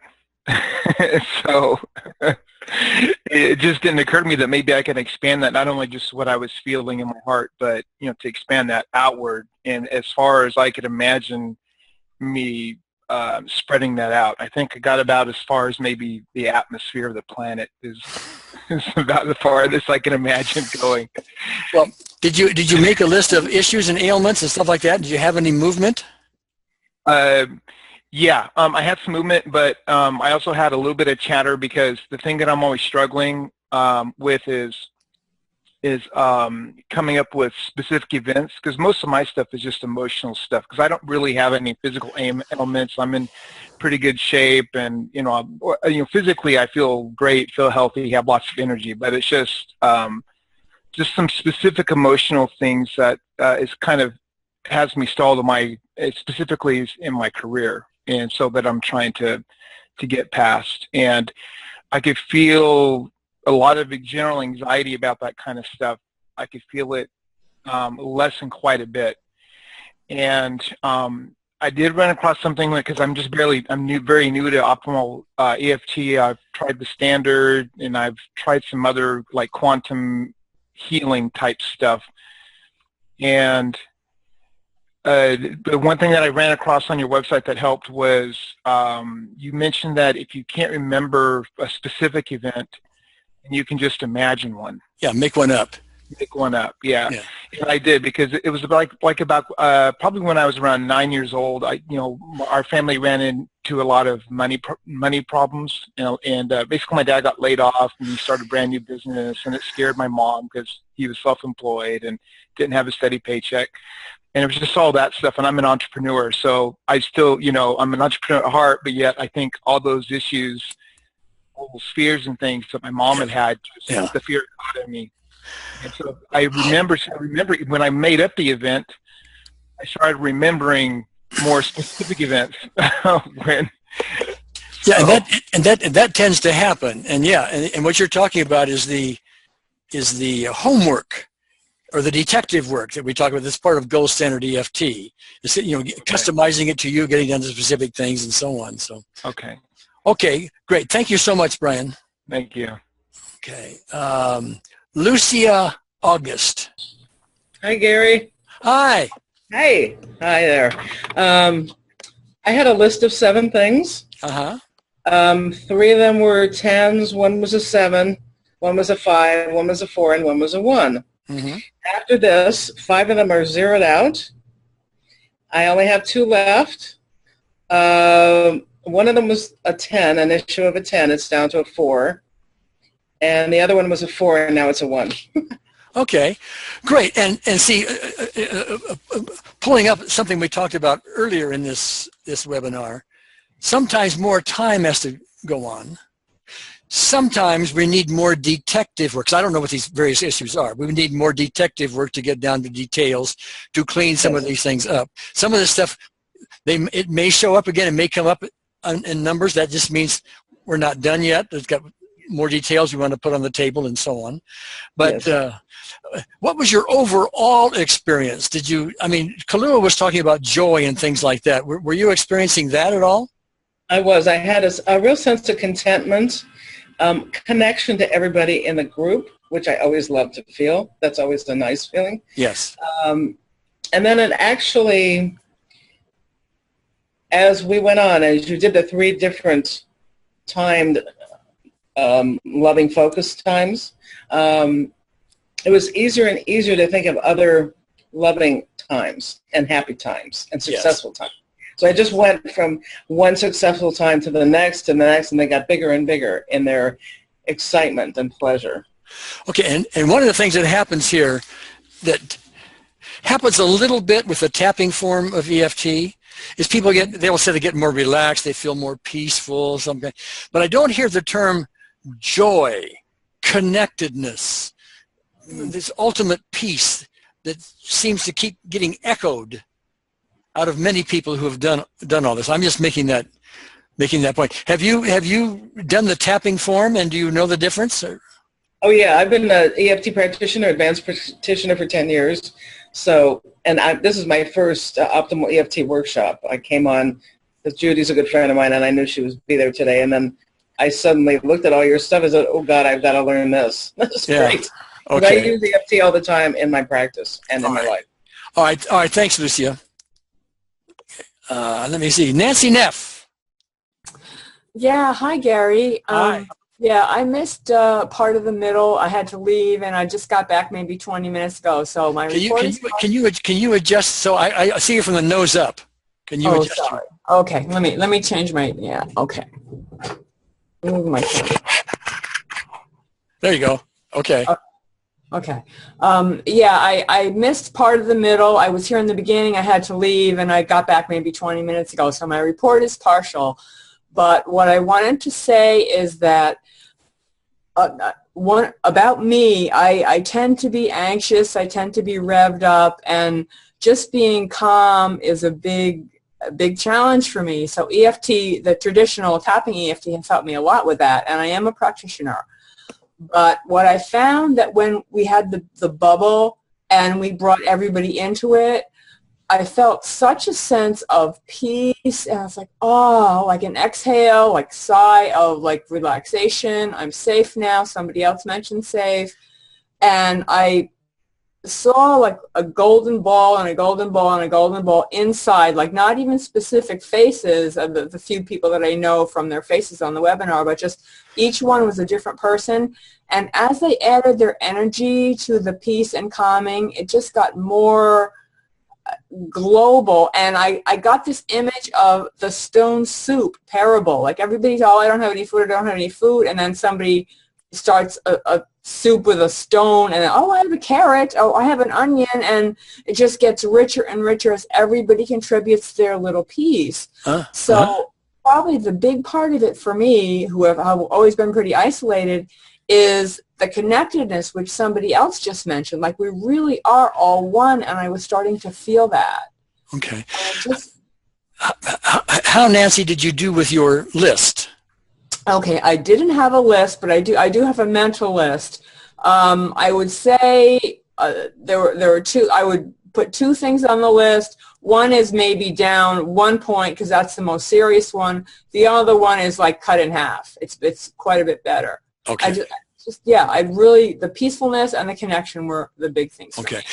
What I'm hoping, Nancy, and I mentioned this earlier, but what I'm hoping is in future webinars as we do more and more of this, I'll get more feedback as to what does work and doesn't work, and we'll refine this process. Mm-hmm. Because we've got a whole lot of people here all putting love into one ball, mm-hmm. and that's got to start providing more and more benefits for people. So, yes. Well, I definitely want to listen to the replay so I get the whole thing. And the other thing I wanted to mention is that the earlier webinars that you did, I was surprised how much I got out of focusing on other people's stuff. Yeah. I wasn't focusing on my own stuff. I was focusing on, Erwin or somebody else, and that helped me, which, of course, if we are all connected, it should, but it was a surprising thing to me. And okay. So. Well, that's one of the things we're advancing here. So, okay, got to move on, Nancy. Thank you. Sure. Thank you. Let me see. Shelley, you're on. Okay. Hi, Gary. Thank you. I also have tinnitus, which I've trained myself to ignore pretty much, but I did give it a number. I gave it a 4. It dropped to a 3. I have what I call a funny head feeling due to my high blood pressure that I've been suffering with for a while, but didn't realize what it was. I just got on medication. I took a BP at 11:23 a.m. It was 159/85 with a 57 pulse. After the calming exercises that we did before we did the, the real deal, I felt, my head felt a little better. I did feel peace, innocence. I was fully involved in putting the love out and seeing the golden ball expand. And I thought, well, my BP's down. No, BP is actually up 169/97, but the pulse is down to 53. So now, anyway, yeah, I felt, I would have thought my BP was lower, yet it ended up higher. Okay. But the pulse was down a little bit. All right. Thank you for that. Let me interject there because okay. I've had similar things. What I'll do sometimes is I will take my blood pressure prior to doing a Course in Miracles lesson, which is a very meditative, peaceful, quiet kind of thing. Something similar to what we were doing in this webinar. Okay. And I'll take the blood pressure. Okay. Yes. And then I'll do it. And then I'll take the blood pressure afterwards. And it was almost always up. Almost always, which that really puzzled me for a while. But what I believe is happening is when I'm doing this, I am getting closer and closer to climbing my spiritual ladder. My guard at the gate, my ego, my belief in separation is getting annoyed with this. And I can sometimes feel my stomach get tight when I'm getting close. I've mentioned that before in this webinar. I can feel that sometimes. And I don't know what's happening with you, Shelley, but I would guess that might be a player. Oh, I definitely have a guard at the gate. Well, wait, listen. Yeah. Join the gang, okay? Yes, thank you. All right, thanks. Let me see. Let me see. Shirley. Hi, Gary. Hi. Can you hear me? Sure, go ahead.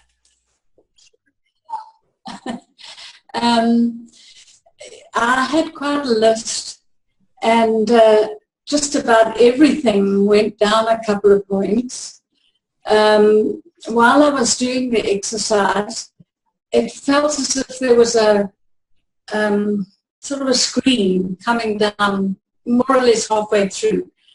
And suddenly I was inside the ball and sort of mixing it up. And everything, I would say, especially my hearing, seems to be a whole lot better. And that was one of the items on my list. So, okay. And I felt very calm. Yeah. All right. Wonderful, Shirley. Thank you so much for that. Okay. Let me see. I'm running out of time here, so I'm going to call on Kathy Lynn, and then we'll be done. Okay. Go ahead. Okay. I wanted to talk about just the process you did before we actually got into the golden ball. So I chose something that had been a near-death experience for me. It was in the midst of a very difficult labor in the birth of my son. And there was one moment in that labor when the labor was stalled and I was in the bath and I went somewhere and I don't know where I went, if that makes sense. And I know that wherever I went, it was a really good place, And when I came back, I didn't know where I was. But soon after that, my son was born. And then I hemorrhaged, and my whole life changed, and that's a different story. But I've never used this moment. So I decided that I would use this moment. And when I did, when you said, you know, go into the loving place, I had a lot of tears, but not necessarily tears. They must have been tears of, I'm not sure. But anyway, I had a lot of tears, and I could just feel my chest, my body kind of opening, you know, as we did that. Mm-hmm. So that was the first round when you were doing the 1 minute. And I thought, let me go back into that. And I realized there's a lot of pain there as well. But I went back into that place, whatever that place was that I never really was able to be conscious about. I only had a knowing that it was something that was very reassuring. And so I just kind of got the sense that I got the sense of that love and reassurance. You know, and then I immediately put it into, oh, the angels and guides are helping me. I mean, but I could still feel my heart expanding there. Mm-hmm. Okay. And then I was writing this down because I thought I would send it in. And so then I wrote, the worry is, and I have today, one of my things on my list as a single mom with a whole bunch of other stuff going on is, you know, worry and fear about money. And so I just wrote, the worry is an illusion, the worry is a lie, the worry is just fear, which doesn't even exist. And then you did it again, and so I had more of the tears, but more of the coming into myself, if that makes sense, or coming into connection. And then the last one, when we did, I had a big list. I got really warm, almost like a hot flash, and I'm like, oh, I don't really want to have that right now. But it just got hot flashy, but not too much. And then there was like big sobbing, you know, like it's not like today tears, old grief coming out, like deep in my lungs. This is with the golden ball part. Yes. That was my experience. And well, what I'm hearing there is, see, what we tend to want to do is we tend to want to say, okay, unseen therapist, I have this list. I mean, my head hurts and my neck hurts and did this happen and I don't like somebody and whatever. Okay, so we got this list of things, so please fix these things for us. Unseen therapist, on the other hand, is much more tuned to the ultimate issue, and that is this belief in separation, this love that we want to expand, that we want to get rid of our resentments, we want to forgive in the ultimate sense, and so on. And so what you were telling about the tears and all of that, I'm hearing unseen therapists going to work and starting to resolve some things. So the tears to me are forms of release, peace. Is that accurate? Yeah, I feel much better and I feel much more calm, you know, just not as tight. Yeah. Yeah, definitely. And it's this kind of thing that I'm hoping more and more people get to as we do this more and more in our future webinars, you know, and refine this. We work together here. I've always said we work together, you and I, you know. So we work together to refine this process. So going to move on. Kathy Lynn, thank you so much. Bye-bye. Okay, Sherry, do you have anything else to add?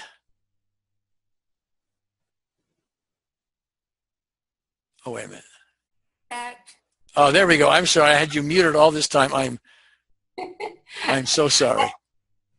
No problem. I'm sorry for my internet connection. The fact that we are able to impact our physical issues and our emotional issues with optimal EFT, that should provide some evidence that this world and our bodies and our issues aren't real. Because if they were real and they had been created by God, we would not be able to affect them and have things just disappear. Because what God creates is real and permanent. And certainly our physical issues and our emotional issues aren't permanent, and we see that all the time with optimal EFT. Okay. So hopefully people see this as some evidence that this is an illusion. Yes, yes. And you are speaking yet again from A Course in Miracles. Yes, from the book. Okay, everybody, I will see with a big hug, a whole bunch of kisses.